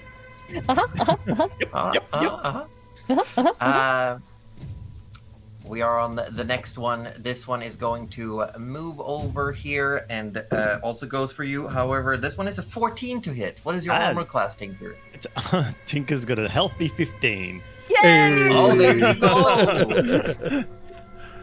So as you're reeling back, maybe it catches a piece of your armor. It goes for your backpack, thinking that that's just part of your body, and Goes it for your doesn't hair. manage to actually make contact with your body. Yeah, he keeps it. Gotta keep your tuft. Goes for the tuft. Stay away from my tuft, all right? This one is going to move in, and I'm going to roll to see who it's going for. It is going to go for Mirel. Now Okay. with your mage armor up, here we Yes. go. Here we That is go. an 8 to hit. Oh, that's not gonna hit. Not even No. without mage armor. So it goes to strike at you, but you manage to step aside, like being able, knowing what these creatures are. Maybe some part of your mind is trying to read them differently with this new information gleaned, and you manage to avoid its attack. And Tinker, we are on your turn. You are now fairly surrounded by tender leeches. You've got the. Right. Oh, this is very, very unfortunate. I do not like this. I wanted to study, but not this many at once. So Tinker will sort of look around and go, right, nope, and he just sort of reaches under into his backpack and sort of like fiddles around, pulls out a tiny bottle with liquid in it that looks identical to the liquid that's dribbling out of his mouth. And he just sculls it. He drinks it. And he is casting Cure Wounds on himself. He's just. Yeah, no, that's fine. That's great. Yeah, and he heals back up to max. Okay, there you go. Wow. Fuck this shit, I'm out. I believe Oh that my will be God. your turn, unless you have a bonus action or you want to move. Nah, he's everything he's got is nah. Oh, actually, you know what? Yeah, he will do something. And Oh. he takes a swig and he's like, right, now that's much better. And then he just screams. He screams as loud as he can, and I won't do it because I don't want to wake up my wonderful wife.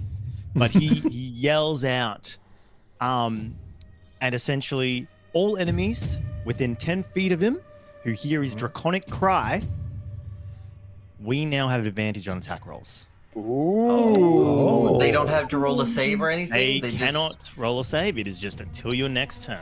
Wow. Oh, there you go. As Tinker channels his inner worm, being part of Dragonkin, he screeches out, momentarily startling these creatures. He had to wet his throat though. He had to, Yeah. Why did my brain just imagine like the turtle or the little Yeah.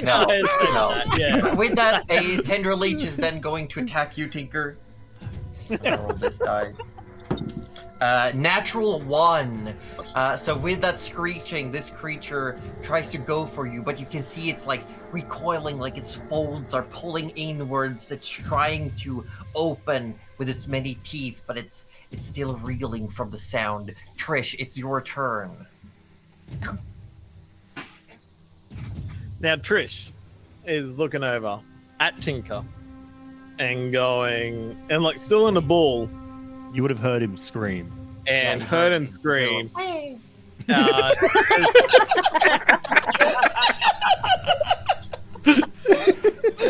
Well, shit, that's canon. As Trish heard the scream from Tinker, can she see the one that attacked Tinker? Like, Yeah. I mean, they've all attacked Tinker at some point. Oh, You see Tinker's tuft among like wriggling tentacles and things everywhere. she screams out in vicious mockery, "Leave Tinker alone, you fucking bastards!" Oh, shit. Oh, well, I didn't The mean to mouth roll on that, but it's a wisdom save of 13. I didn't mean to Wisdom roll. save, with a wisdom, I actually got a 15, so no effect. These leeches are smart. These- strong. You call out, you say leave Tinker alone, and for a moment we get to see this leech have the realization that it never asked its prey what their names are, and now it's questioning its life choices. But then it goes like, wait a minute, I can't speak, and it's fine. You know what? I don't care. With realizing it didn't actually do anything to the damage, Trish just stands up, used, and is gonna walk 10 feet towards the Tinker. Okay, That's it, and a turn. that's it. Okay, Forrest, we're back on your turn. Aha. Very good. I would like to do a chop. I'm going You do to chop, and I believe since the draconic cry, you have advantage. Is that I right? love that. I'm going to chop the one on the right. To the this right, one? to Yeah, the right. that one. Yeah, All the about- tentacles on to the right. Let me just set that to advantage. Well, that's good because one was terrible, but the other's Oh. fantastic. So it's Yes. going to be 24 to hit. Yeah, roll for damage as you swipe out the one you tried to prevent from attacking Tinker. You swipe at it with your sword, and 6. you immediately cut its mouth open, and it falls limp to the ground. And you see the skin almost relaxes, and all the teeth all pour out as it just goes flaccid on the ground. Excellent. Take that! Anything else for you, Forrest? Is it possible to like switch places with someone? Like, could I maneuver That is an myself? actual fighter feature. Oh, is it? Okay. Yeah. Damn. If there hadn't Throw been an actual Tinker and take feature a for it, we could definitely have rolled something for it. You know what? I'm gonna say you can use your bonus action to make an athletics check. Mhm. If Mirelle is willing, if you're trying to like hot swap places with Mirelle. Yeah, yeah. Morel would Or- not be resisting for sure. She wouldn't probably know what was going on, but she definitely wouldn't resist it. Yeah, or even if it's like he's kind of just like one arm kind of just like sling like so kind of like slings her under his arm for a moment, and as he Yeah. kind of like pirouettes and sort of just switches Yeah, their yeah. positions. Okay, make an athletics check. Absolutely, athletics. Because this is all about speed and muscle control. Yep. 11. 11, I will say, does not cut it in this circumstance. Dang.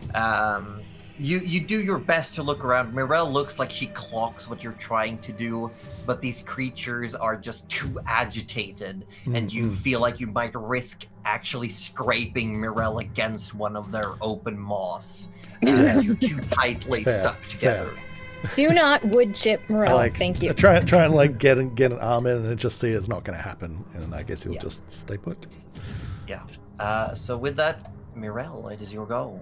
It is, and the one I was talking to is dead. So there's I was just that. casually talking to it, and it fell. I was like, I'm not gonna hurt you, and then someone else did. So who's the liar here? Not me.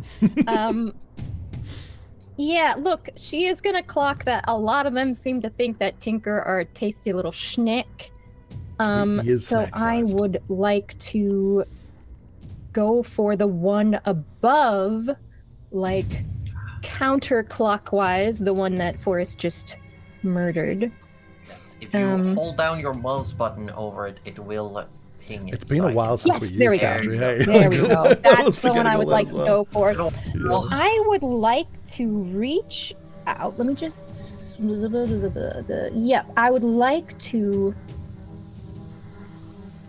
reach out and make a non-lethal attack. Can I specify that? That depends. Okay. It's hard to make non-lethal attacks if you're using magic of any kind. It was going to be Shocking Grasp. It's hard to have that form. I'll say if you hit and deal damage, we'll do a check to see about your magic. See if I can do it. Okay, no, that's kind of like a defibrillator on a living target, right? It's like you might not stop their heart. That's it's what possible. Tinky uses. Her aim is to stun, but we'll see how well that goes. We'll see how it goes. We'll see how well that goes. Yeah, let's roll to hit. See if we even hit.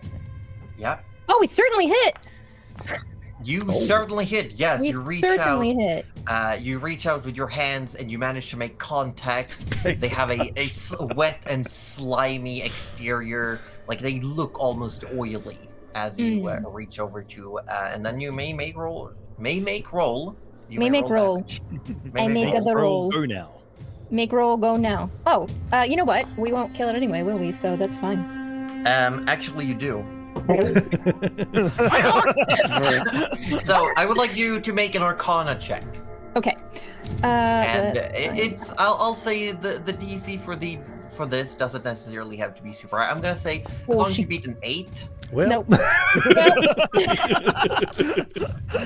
So you reach out, you sap it, you shock it. What does this look like for Mirelle? Like describe, because you are a magic caster. I'm a magic caster, and I'm a sneaky one.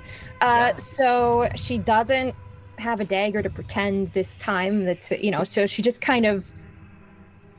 she's kind of surrounded, so she doesn't really look to see if any guards are looking. She just kind of reaches out really quickly.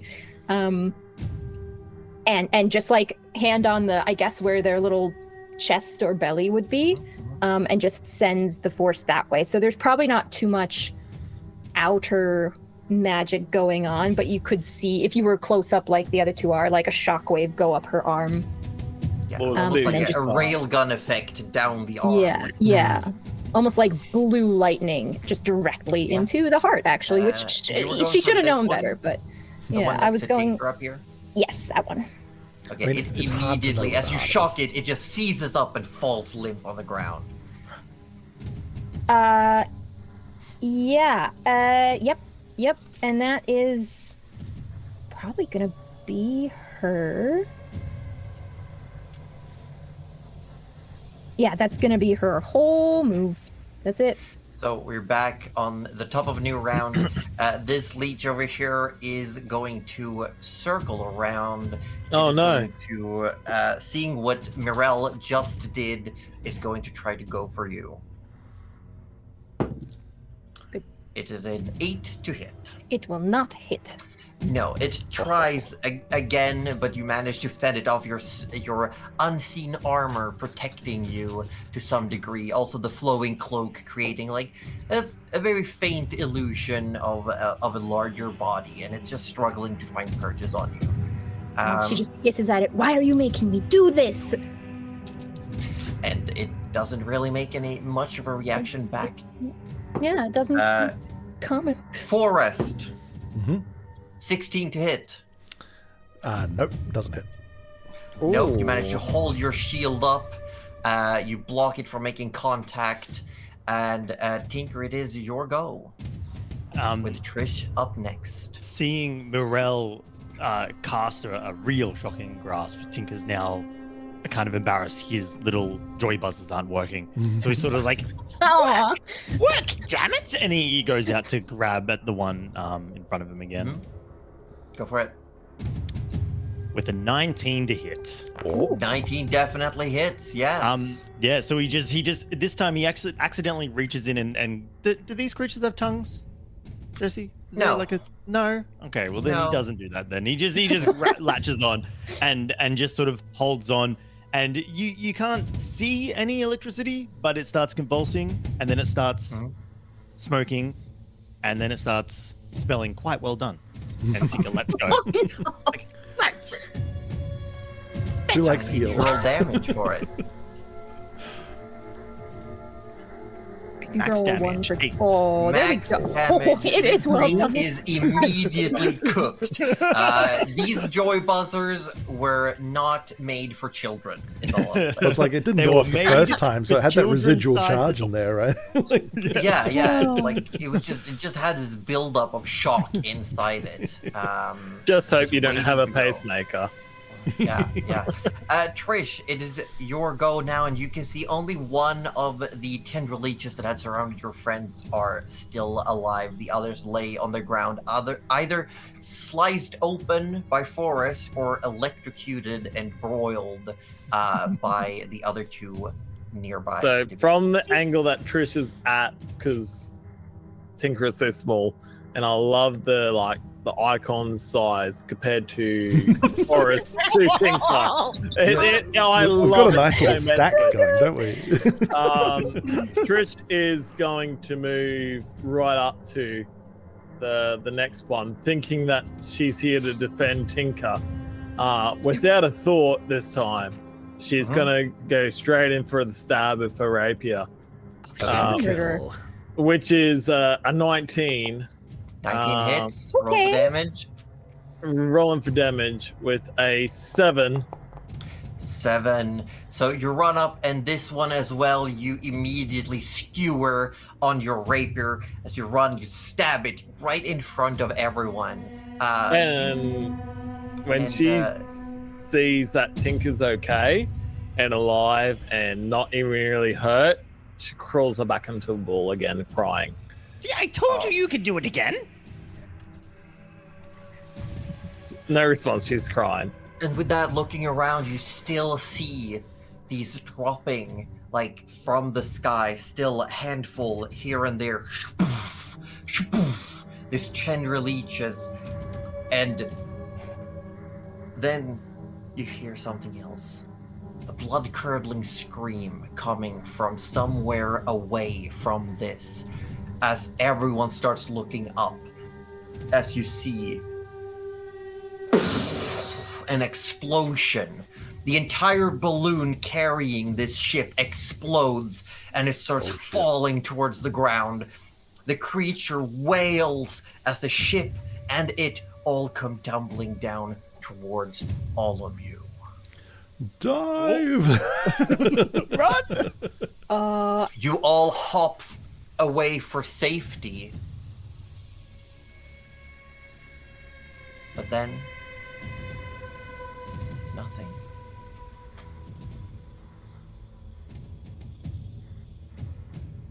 Sometime later,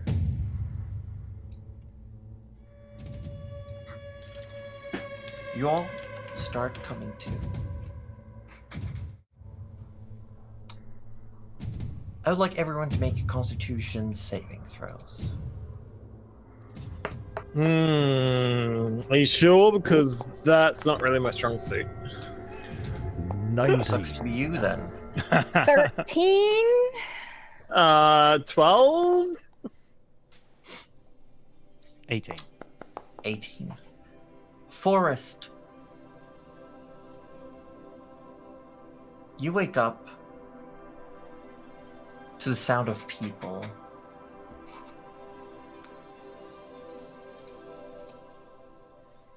And you are somewhere you don't recognize. There's lots of smells.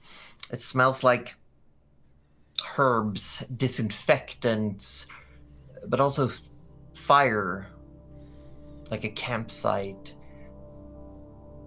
Where You am find I? yourselves, as you open your eyes, you find yourself in what looks like a makeshift triage camp near some woods. As you're getting your bearings, Tinker, you also wake up to a similar sight. Tinker, your tuft lays next to you. It immediately reaches out for it. You reach out for it, and you go to put it back on your head, and you feel, and you have almost like a turban of bandages on your head.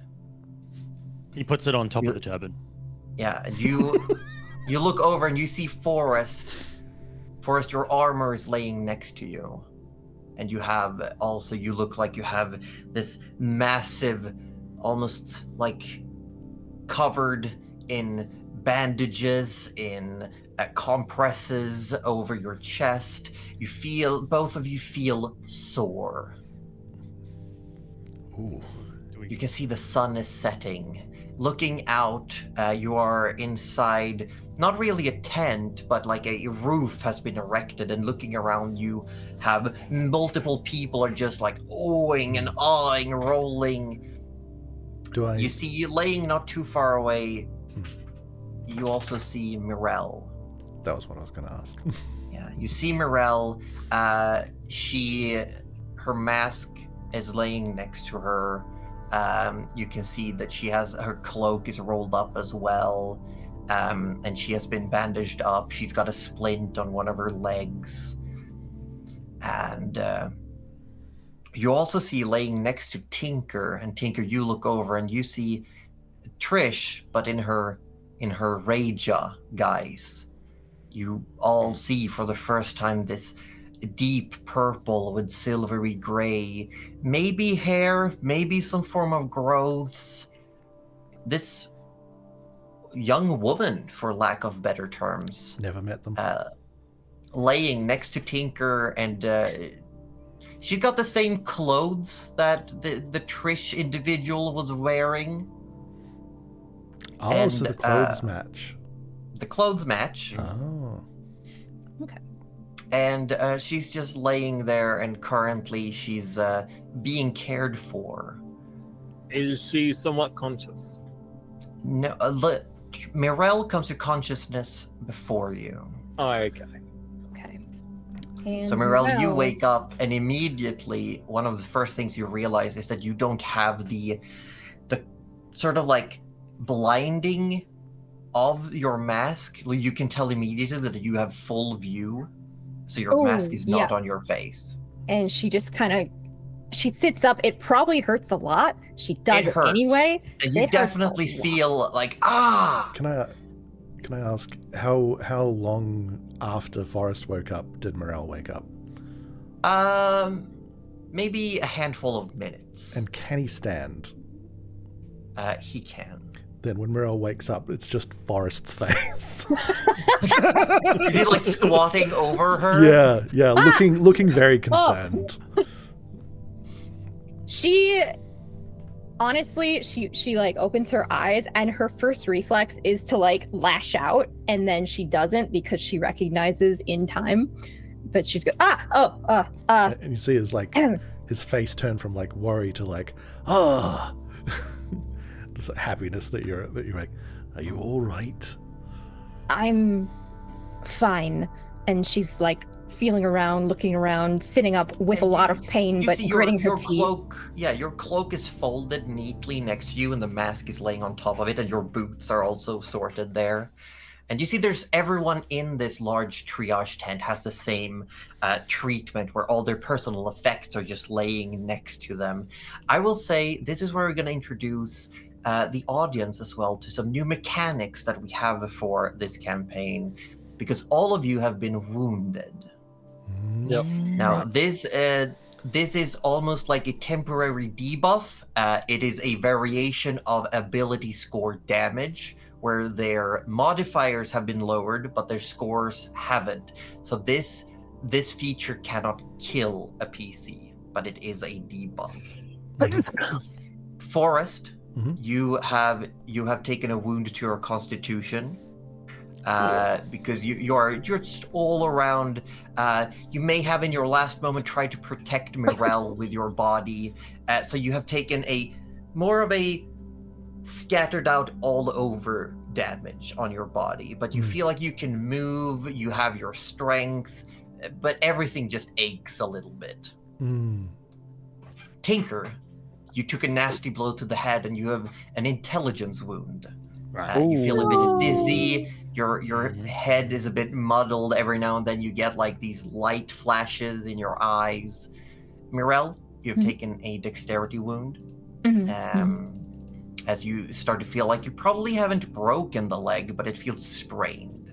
And for Trish, you have taken a wisdom wound as you find that your hearing seems impaired slightly. So Trish is coming to now?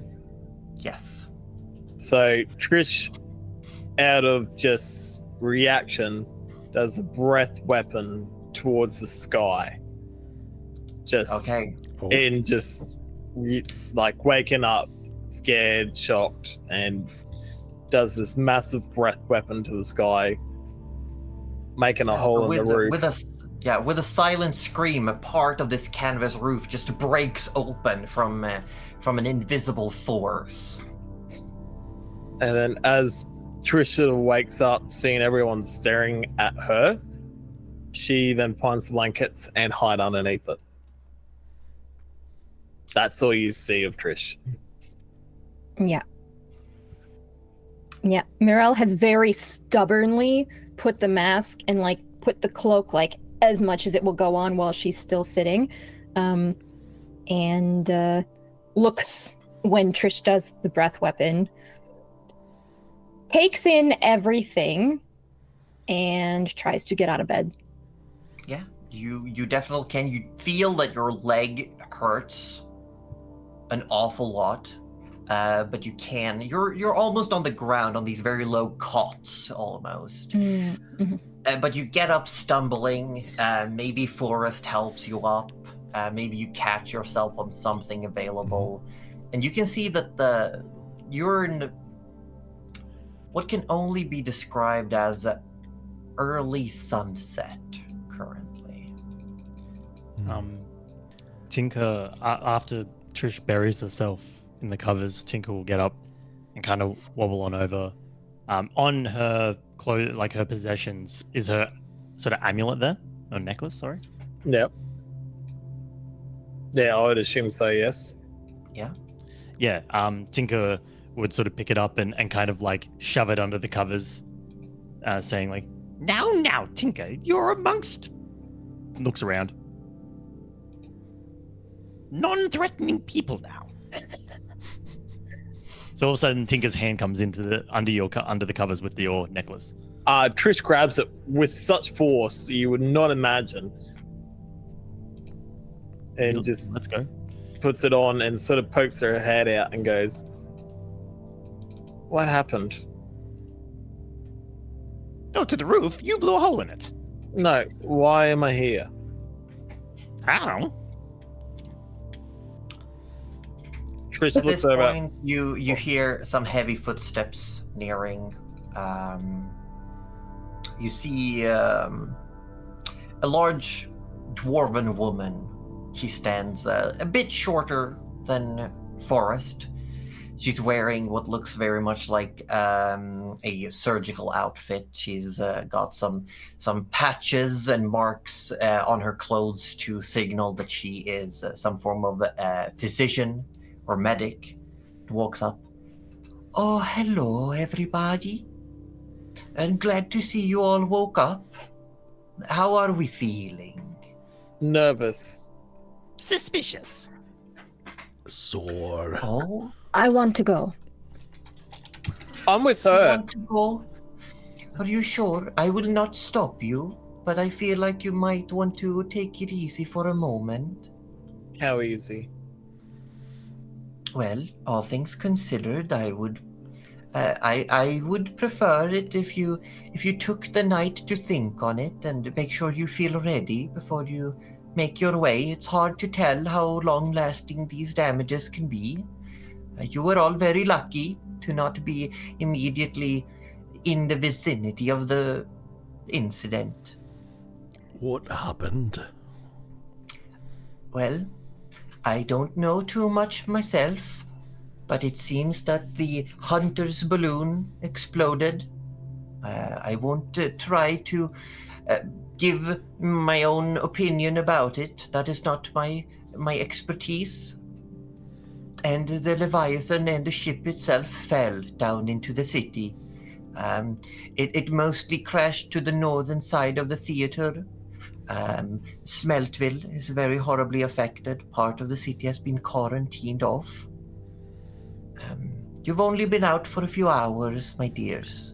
How many have died? More than we would have liked. The preferable number being 0. But what is the number? It's hard to tell. Some are still missing. We don't know if there are more people still in the rubble or stuck under the beast. Chris is trying to get out and like, come on, Tinker, we gotta go. We gotta go help. No, we don't. We have to sit. I'm going to sit right here. You heard the woman. Rest. No, Get back and in Trish, bed. Trish is trying to get out. He's got a claw and he's bopping. Get back While they're into still bed. doing that, Forrest will just sort of like go to the dwarven lady and go, "Thank you for helping us. You're very welcome. I'm going back to bed." What You happened are- to the ship The ship, and the beast? they crashed into the city. And the Last fish? I heard, the fish, the Leviathan. Last I heard, it survived, and there is discussions happening about how to treat the situation. You all seem to be in well enough condition. You are free to use the beds for the night. I would like to let you know that we are taking those injured with us and heading towards Veldale in the morning. You are, of course, free to stay here, make your own way, but if you feel you might need help, or if you feel like you might want to help, we could always use extra hands, and I would be able to see to your injuries. But sleep on it. No need to decide now. Don't worry your little heads. Thank you. Tinker is personally offended at that. Trish is going to What? pretend to rest and sleep on it until night. Trish, you probably felt as soon as you tried to stand up, the world around you started spinning as your equilibrium is just ever so slightly off. I hate that feeling. Now, before I leave, I do have to ask your names. Of course, I cannot confirm them, but it is standard practice to make sure that you have all your faculties. Big lad, would you mind sharing your name? Oh, that's me. My name Yes, is boy. my name is Forrest Barclay. Very well. Oh, perchance... No.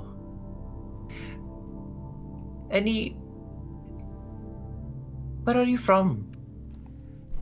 I'm from a ways. He sort of looks around, not having anything to gauge a direction to point. You would know that you're to the east of the city. It's quite easy to tell from the sun's position. Well, then he gives his best point in the direction that they came from. And Okay. a small land that way. Came by ship and then walked. Oh, I see.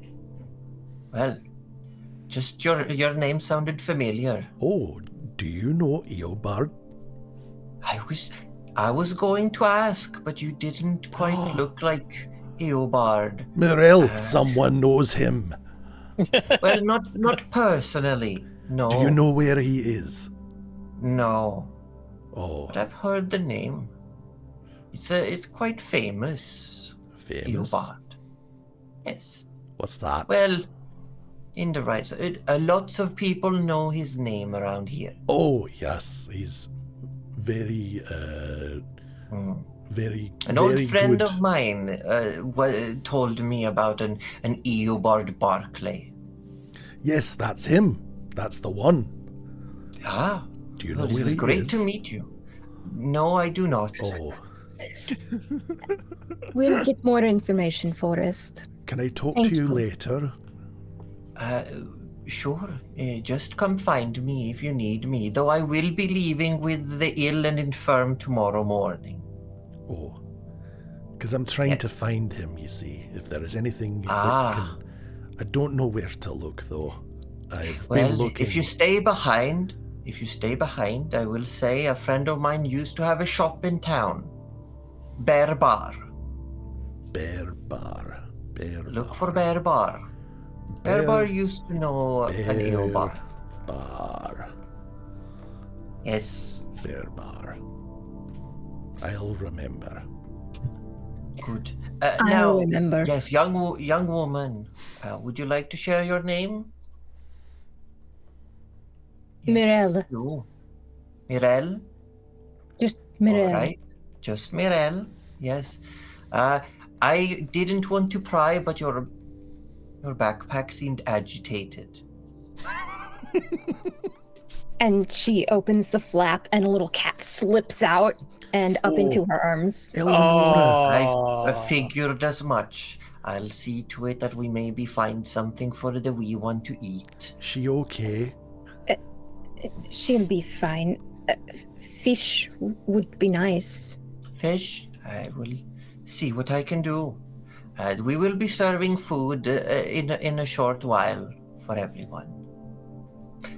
Now, young Ro, Oh, what may your name be? I am Tinker Slobbersnout. Very good. Very good. And Miss. Sort of like you feel a poke on the blankets.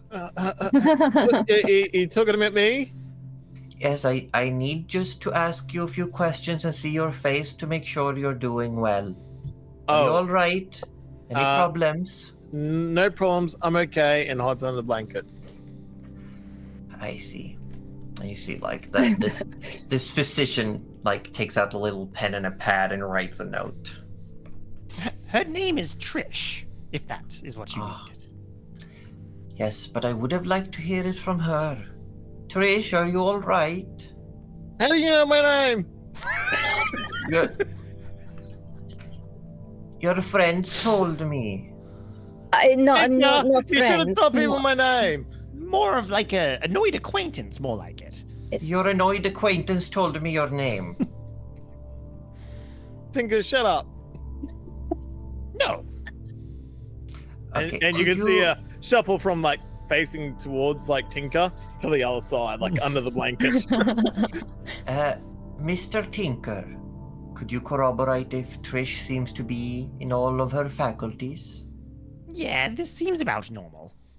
You don't know what's normal. This is definitely normal. It's not normal. I had a child with similar behavior that age. And she then sits up like so straight. I am not a child. She's new. She's just new. New hire. Just new. Don't worry, I've taken her under my wing. We love the Under company. my wing, you're lower rank than me. And then she looks Okay. around at the group going, I will ask all of you to please calm down. There are others trying to rest. But if you want to move around, you are free to do so. Just remember which cot is yours. And if you want to leave, please let me or another of the staff know. I'm getting up, I need fresh air, and Trish walks out. You have all Yeah, the and it's fresh not air, like you made it closed all. off. It's pretty much just a canvas roof over a row of cots. So you could just stand up and you're Yeah, that's Like, what take Trish a does. Trish is going out for fresh air. the entire wall is not there. There's no walls. We're They already need fresh air. outside. Yeah, It's like steps, No, Trish has steps gone out out of the the open canvas tent. room. Yeah. Out the canvas room. Yeah. Yeah. This is a funny image. someone who doesn't have a door yelling slam because Yeah. they want to slam the door. Yeah, exactly. I'm leaving. Don't worry, Um, she'll come back. She has to come back for her stuff. Tinker's got his hands in a backpack, like looking around. Rummaging. Yeah, Mirelle also sort of looks at Forrest, says, "We'll talk about Ibard later," and then she also heads out and just yeah, doesn't go far, but yeah, you could just see her sitting like just outside the canvas. Okay. So you step outside and you find yourself in this campground. And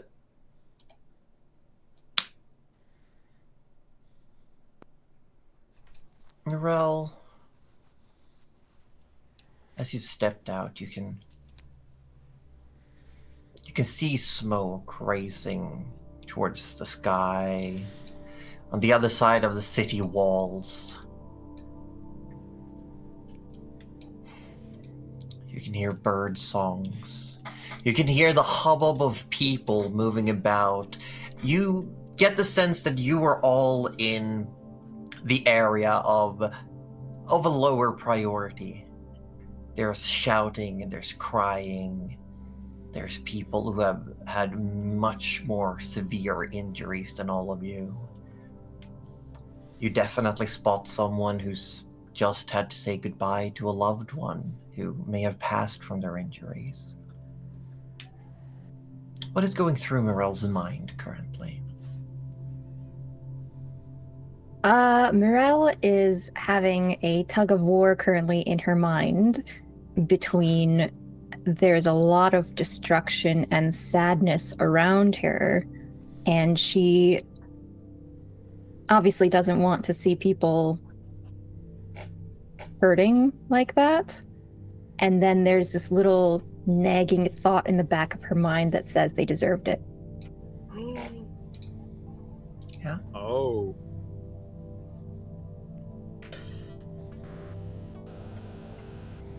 People come and go. You definitely see as the sun is setting there is almost like an organic winding down with the sunlight fading. Everything goes just a little bit more quiet, and you see the moon far away, hanging among the clouds. What's Forrest doing in all of this? If there's like a lot of noise, like people crying out in pain and in help, Yeah, things there's like a lot that. of groaning and mumbles. I think, like, in trying to like kind of work out some of the stiffness and soreness a bit in the muscles, and sort of just like the instinct is to kind of you just keep moving and not to be too still in case everything seizes up. So in that he's kind of just slowly sort of shambling through the triage camp and kind of without really thinking about it too much, sort of just heading in the direction of the worst of the cries. And you find an area where there are people who have had to have amputations. You can walk by and see a surgery tent where they're currently trying to save someone's life. There's lots of pain all around. It's hard to keep it from getting to you. And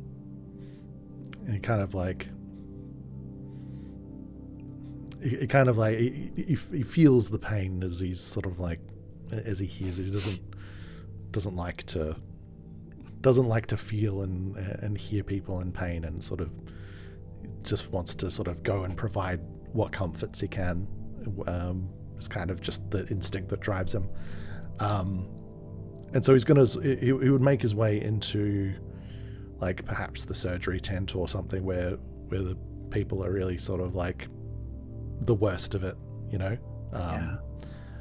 And you walk up and you see a cot among those that are worse for wear. You see a man who has lost one leg and one hand to a crushing incident, and it looks like part of his face isn't faring great either.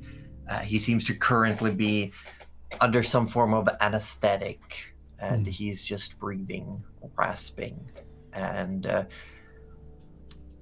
that's who you end up by. Is there any are there any people that look like the looking for someone that looks a bit like the dwarf, as far as, you know, someone who's maybe been taking care of them? Yeah, you see with folded up sleeves, you see what looks like a young man. You recognize him. He looks like he may be soilkin or partial. He's got hair that looks like it has the textures of grass. He's got a dark skin and a very soft demeanor. He talks very, very understandingly and quietly to those he pass by. And he also has a similar patch that marks him as someone who works here. He'll sort of say, "Excuse me, Earth friend." He turns around. How can I help? Do you need anything? I'd like to help. You're more than welcome to. Are you sure you're up for it? I'd like to offer what comfort I can to those who need it. I'm sure they'll appreciate it. Could you... What can you do? I'm not sure. Could you guide me to someone who needs the most help? Make a persuasion check. The DC is not going to be high. This is more to see it, because you're still a gentle giant. 16. And he looks at you with understanding eyes. He doesn't seem to pick up what if you're insinuating anything, but it's more that your intent resonates with him. And he looks over at the man that I described previously and says, "Well, this man probably won't make it through the night. He could use all the comfort available to him, even if it's just some company. We haven't located any family or friends for him." Family is important. All right, thank you. It's all right. And he's gonna... just let me know if you need anything. He sort of just nods, and it's gonna sit himself down next to the bed. And you see this young man walks over a couple of beds away and sits down and starts to, in very, very low tone, almost read from a book to some of the people around. And does the man seem awake at all, or does he seem unconscious? He seems in and out. Like he's struggling to maintain consciousness, and you hear a rasping breathing. Forrest's gonna settle down sort of on the ground next to the bed, and he's gonna go, "Hello there. My name's Forrest Barkley. I'd like to spend a little time with you, if you don't mind." And he's gonna sort of put a hand on his shoulder, and just lay on hand, just a single point. But he's gonna use lay on hands and just a single hit point. So just a comforting caress. There's no visible difference to it, but there is the breathing sounds slightly less rough. I don't know if you can talk, but I'm not very good at talking. I'm happy to listen, and I will be here. And he sort of just holds the man's hand. You can see the eyes of this man. Looks at you, one of them red, bloodshot, or injured. There's just the faintest idea of a nod, and a tear flows down the side of the face.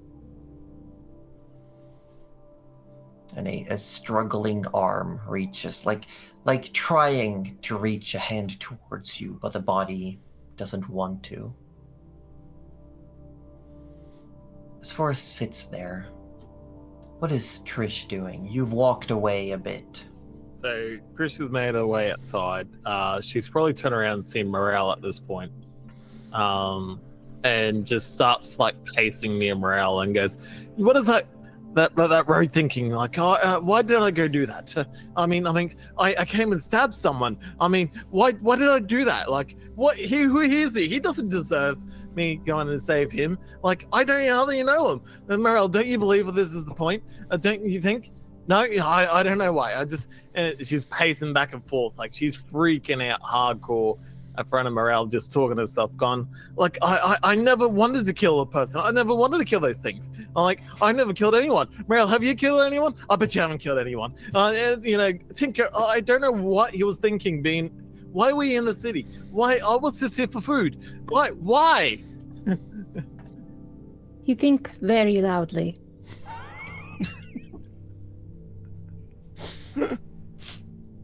Oh, I'm sorry. Just, I don't know why I'm here. I don't know why I follow that little row into this. I don't know why I'm hurt. I don't know why. I don't know what I'm doing. Does anyone? I mean, you seem to have your stuff together.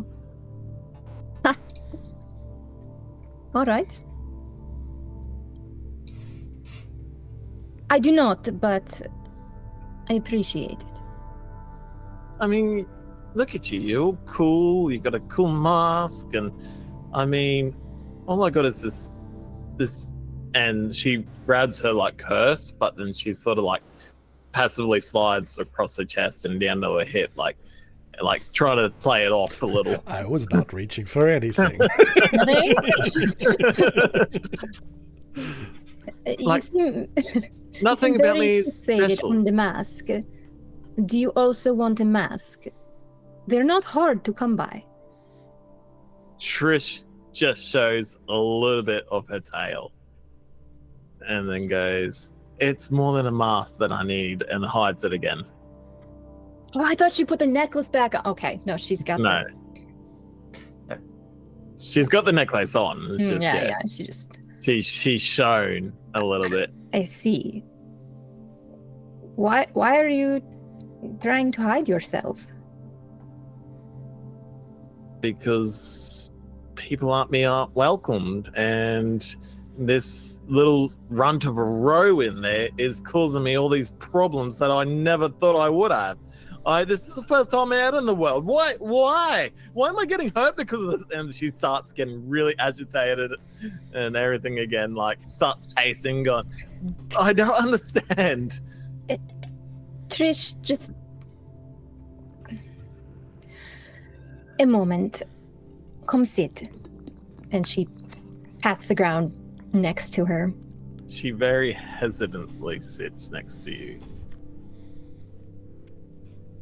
And Morale is not great with words by any means, so she is taking her time to not mess this up. And she doesn't meet Trish's eyes. She just stares at the ground in front of her and goes,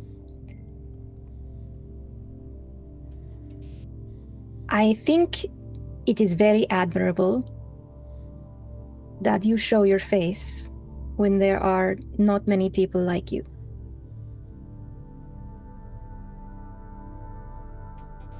She says nothing. She's sort of blushing a little bit in disguise. You can hide, but why? You are very interesting. People do not accept me. People don't accept a lot of things. People might think of me differently. If I hide, I can get the true story, the true adventure of what they are. They're not going to twist it because I'm me or that row back in there as she turns around. Not the Ro. What is Ro? Why are you not... He has a name, yes? Yes. I mean, I guess his name is Tinker, but he is lower class, I guess, in my society. Oh, so you do not use names if they are... No. I should not use it. No, I mean, I haven't known him long enough. He helped me, he saved me, maybe. I don't want to admit that he did because he seems like the type of person that might have a big ego, and I can't write stories if he has a big ego like that. It just ends up being false. But he seems to care about me. I don't know about me personally, but he seems to want me around, and that's why I'm hanging around him.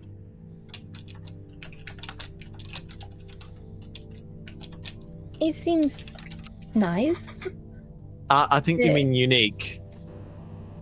No, I mean strange, but nice. I wouldn't use nice, but yeah, I would call him unique. Unique then.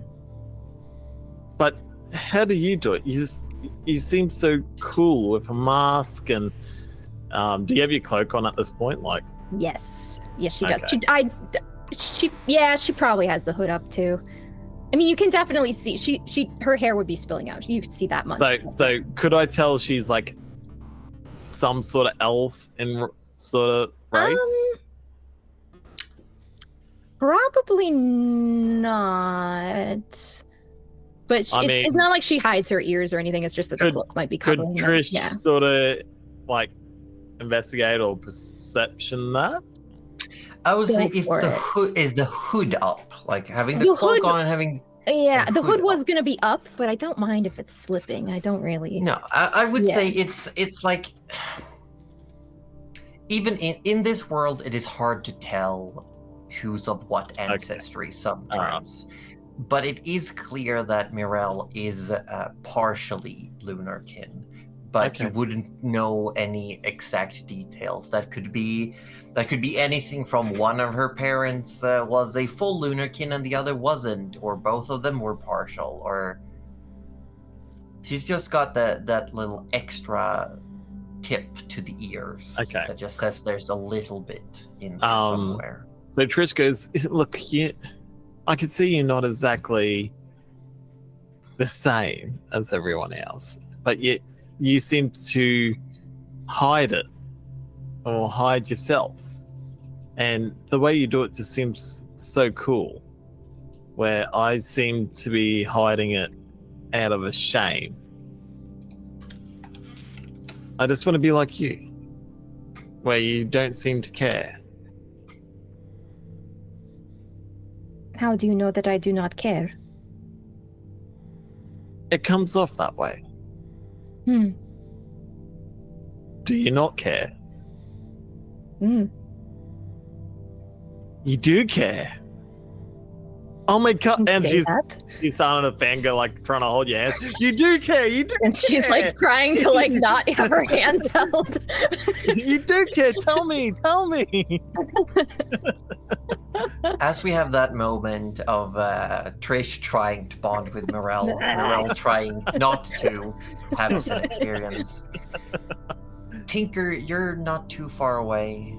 Where are you? What are you doing? Where is Tinker? Tinker Where is is Tinker? Any Tinkers in chat? yeah. When you have to ask where is Tinker, you have to go. The next step is oh no.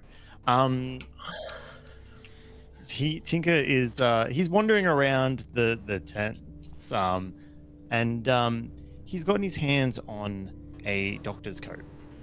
It is entirely too big for him.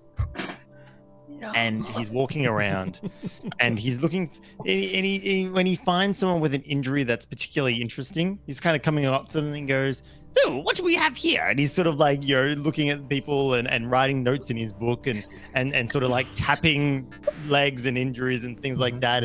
And you swear, someone swears at one point he sort of licked someone and then so he's just wandering around and I'm gonna ask you for deception check to impersonate a doctor.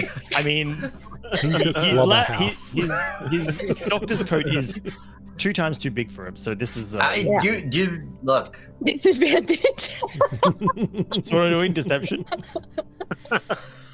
Yeah, deception. Oh my god. I will take a 6. A 6.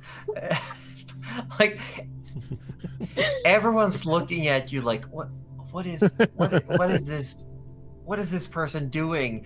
And it's like every time someone comes up, everyone clocks that you are definitely not a doctor, but you keep doing that thing where you move away as someone is coming to try and intercept you. You're just like going into someone and someone's like, there's like a tiny person in there looking at people wearing a doctor's coat. Like, what? And they go in and they just see you going out the other side. All they see is a tail through the flap of a tent or something like that. The end of the coat exiting. Oh my god.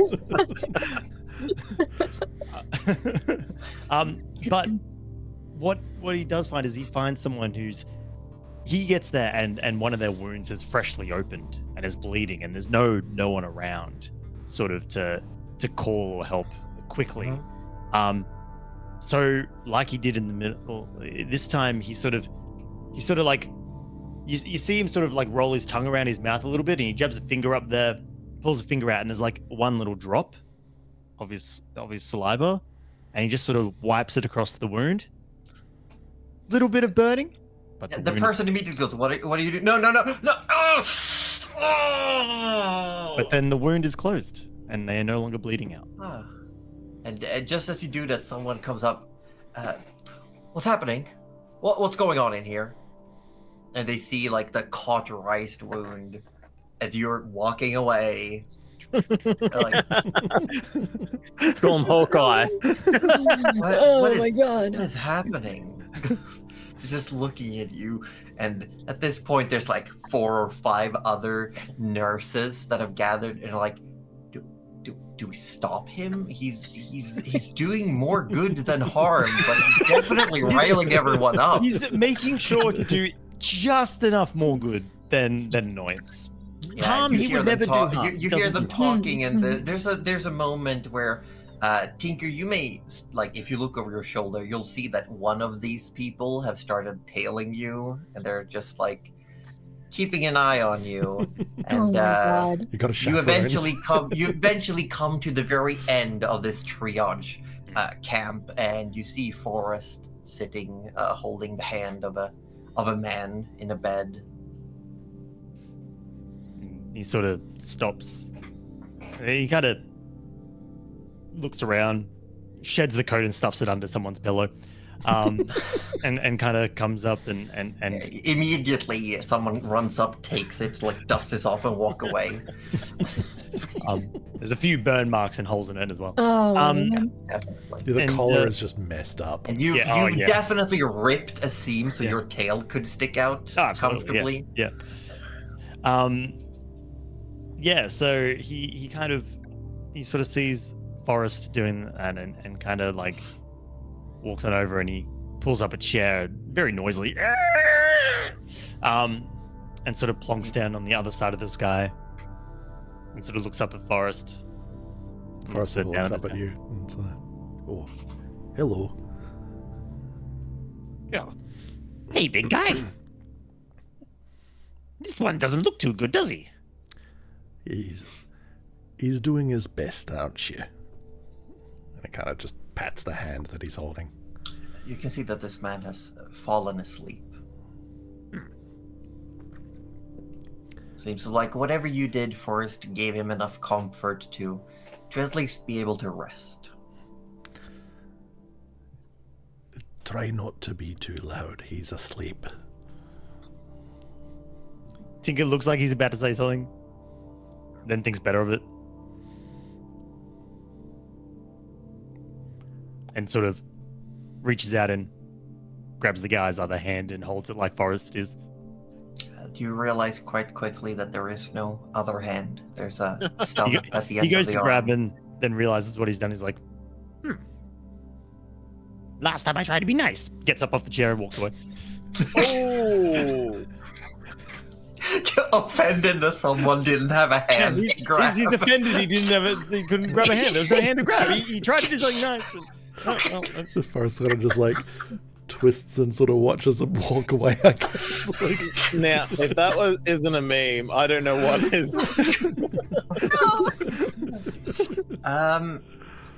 The hours Oh, no. roll by. You all eventually find your way back to the cots assigned to you. You're served simple but healthy and hearty meals, like whole grain bread rolls and some very simple root vegetable soup. After some time, the camp seems to quiet down. You hear talking among the people. You've seen a handful of those less injured have left to head back towards the city.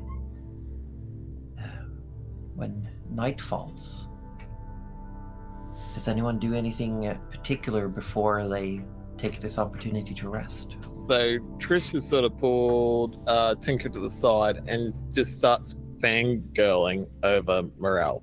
Just like saying how amazing Morel is, just like how cool and put together, and just like Trish is just like thinking she's the best thing since sliced bread. And sliced bread was only happened a couple of years ago. And like, just Tinker, you didn't understand. They're amazing. We should follow them. Tinker pulled out sort of cotton, like either like socks or some form of like woolen padding or something, and just stuffed it into his ears.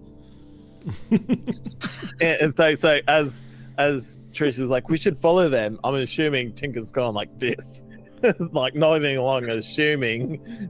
No, he's just in his book again. He's actually trying to sketch the creature that that was being carried on the airship, and he's having trouble because like he's trying to focus on his memory of it, but because of his injury, he just can't quite get it right. And he's sort of getting frustrated. It's hard. It's hard to keep thoughts like they get away from you. And So as soon as Trish realizes Tinker's too into drawing and journaling, Trish is going to make her way over the Forest and go, so Forest, how did you meet that cool person over there? Caught next to Forrest sits Morel. Who then just like sees and just kind of like gathers her cat and like leaves because she's not in this context. Yeah. I mean, Trish is fangirling hard, so He's just like, yep, and, all right. and well. for a moment you see like just like dismay on Forrest's face as Eleonora gets taken away.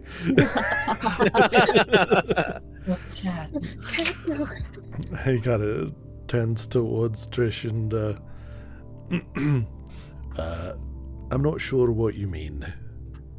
how did you guys meet? No, Wait, no, hold on. Are you dragon form or are you back to regular? I'm human form. Okay.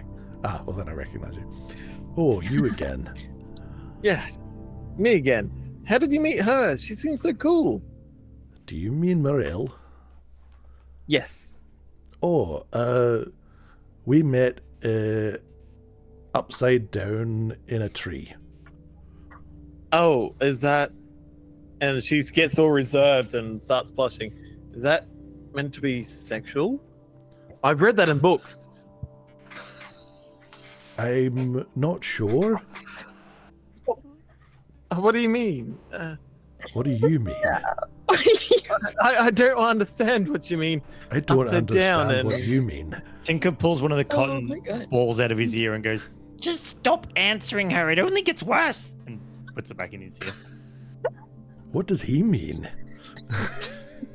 I mean, he could mean anything. Oh, He's all into his drawings, his sketches, but upside down, how did that that's right. relate? Yes, we were upside down.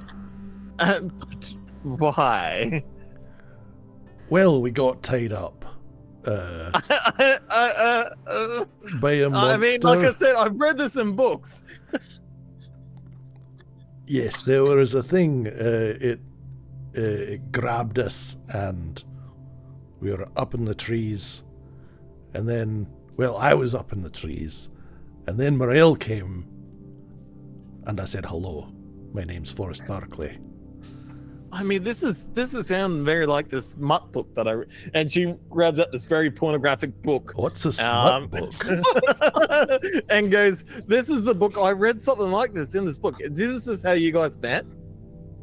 And he sort of takes it off you and has a look at it and opens it up and has a look and is like, "This doesn't look anything like a tree."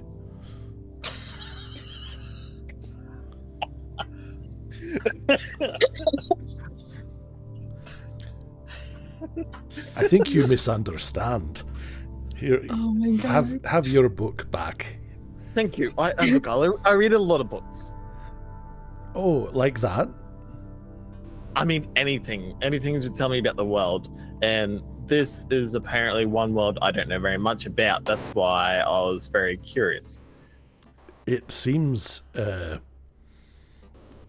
So you really like mating then?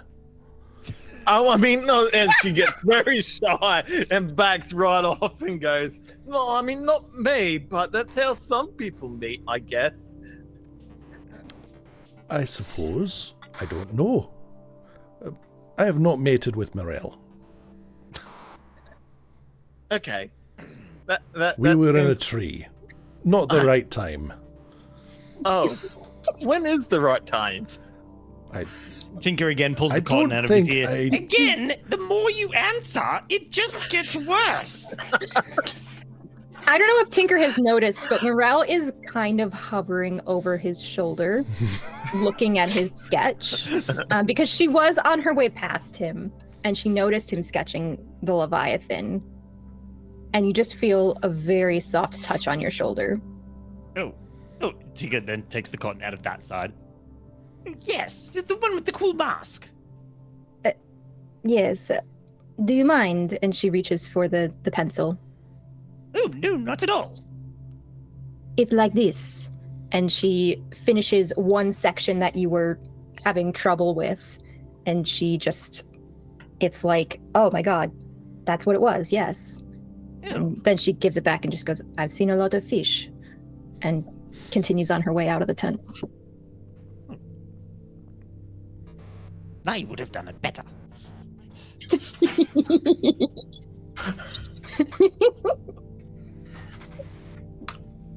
Eventually, nightfall comes and you all feel like it's time to go to bed. You do your own various routines that you may have before bedtime. You do your best to get comfortable. It is fairly windy this evening. Walls are being attached to the various tents. Those of you who can are asked to help with some things around the campsite. But night and sleep eventually comes. And that is where we're going to end our first session. Whoa.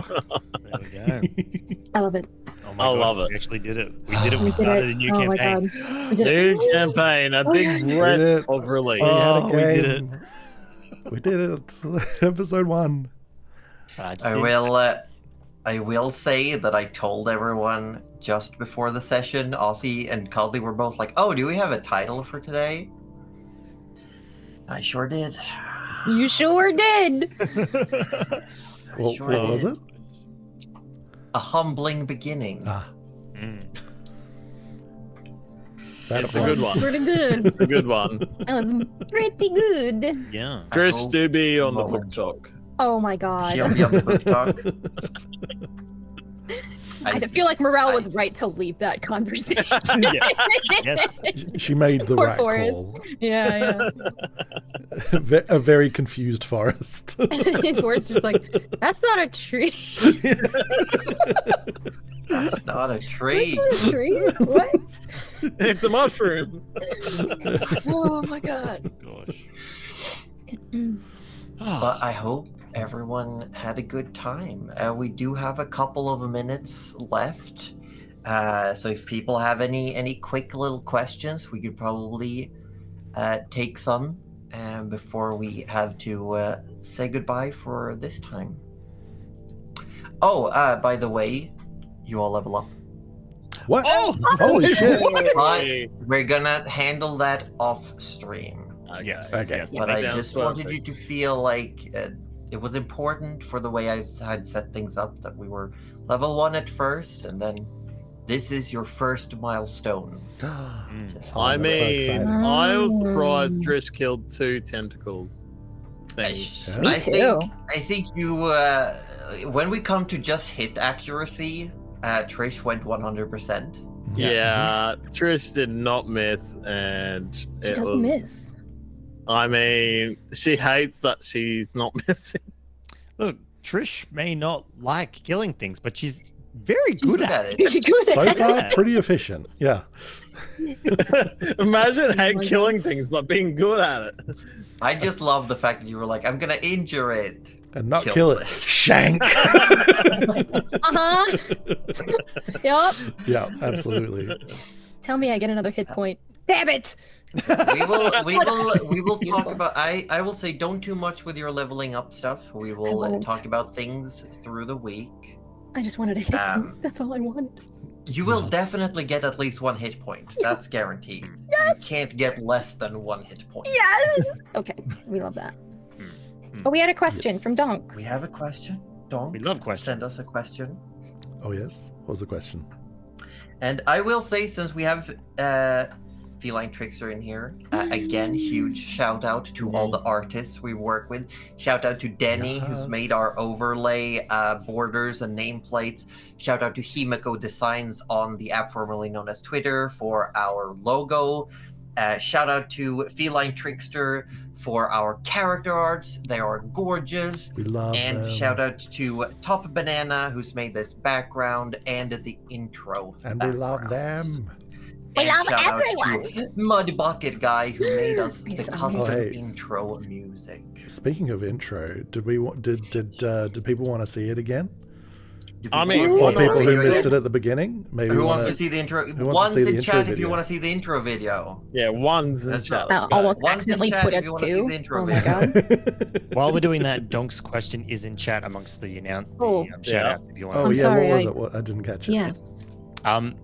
The Hunter is a dual balloon. Oh, sorry, the Hunter. Is it a dual balloon Dirigible? Dirigible. dirigible that was carrying the tent? Why am I reading this? The Why are you? reading why can this? someone else read this? It's cool. Hold you're the one on, that found it. hold on.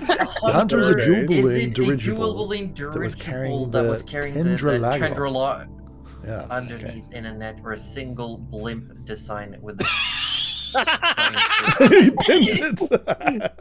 Thank you, Danny. Got it. Okay. I can Oh I my can give God. you some in lore as I break this down. It kind is of- a unique design, a ship design to this world. They have taken the idea of a ship's hull and changed it so it's wider. It doesn't have that sort of like V-shape. down Is it a bit. bit like? Is it a bit like this? It's more like a warp. U-shape. Hmm. Okay. It is very close. It has one large balloon that it uses when needed. In this case, it needed to counteract the weight of the Leviathan.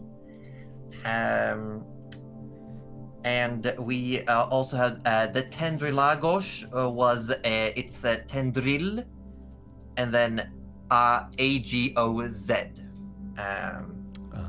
And the Hunter refers to a new classification of ships that is not designed to be in water. Its hull cannot, it doesn't have the right balance with its design to be in water at all. The right buoyancy.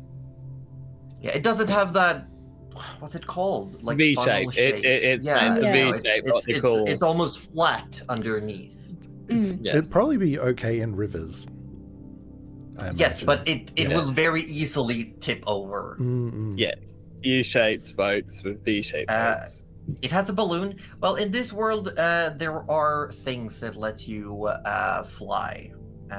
It does have a propulsion system. These are things that may come up later. I won't tell you too much. But it does fly with a engineering means and with other intuitive designs. I see also that Delia has a question. What inspired the injury debuff mechanic? And I understand, Donk, that you have a thirst for lore. Donk is, in fact, for anyone curious, has taken it on himself to create a wiki page for this campaign. Just so everyone knows. That's really cool. But Delia, great question.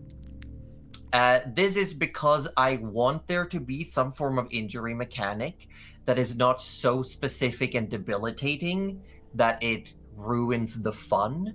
And I also personally don't like the ability score damage system because it can very quickly... It is hard to get rid of ability score damage, and it can also be very, very lethal. This is a non-lethal injury system where it affects your modifier but not your base score.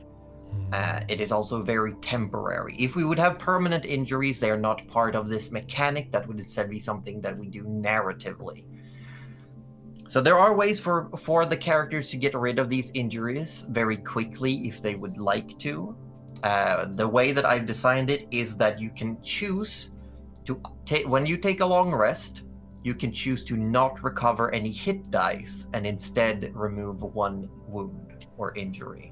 And since no one spent any hit dice, they can do this first night. Because we also have a system where the PCs can use hit dice as a resource more effectively. We have a built-in system where they can actually spend hit dice to do more things than just recover hit points when resting. Luckily, no one had to do that. No. Very fortunate. Tinker has slobber potions. He's got his slobber I potions. love that. That's so funny. Yeah, let's go through, because it wasn't... I don't know if it was super clear for everyone what classes we were playing. Oh, yeah. My boy Forrest is a paladin. He's a paladin. And Tinker? Oh, he's an artificer. We can come up with all sorts of quirky machines to deal damage. It's going to be great. And for Trish? Trish is a bard. Of course, She's a bard. Orb is playing a bard this time. Yay! A bard that And actually Virel. Is a sorcerer. Is a sorcerer. And then we did have lots of ones in chat. So people, Sorry. we're going to sign off. We're going to start that intro video and probably be saying goodbye once it's done. Roju. All right. If you would like. I'll roll it and then we'll do our goodbyes afterwards. Here we Yes. go. Enjoy the intro video. It's really cool. We love it. We just got to do the thing apparently. Hold on.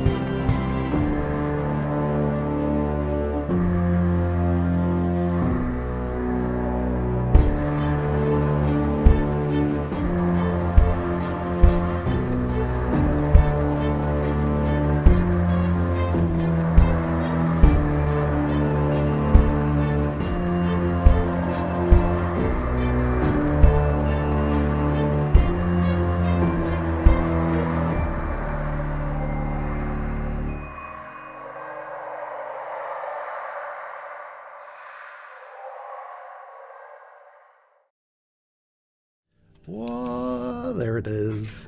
Oh, how Alrighty. beautiful. How beautiful is that? People, we're going to be heading over to Joy Eileen, who's playing some Stardew Valley. If you just want some cozy vibes after this.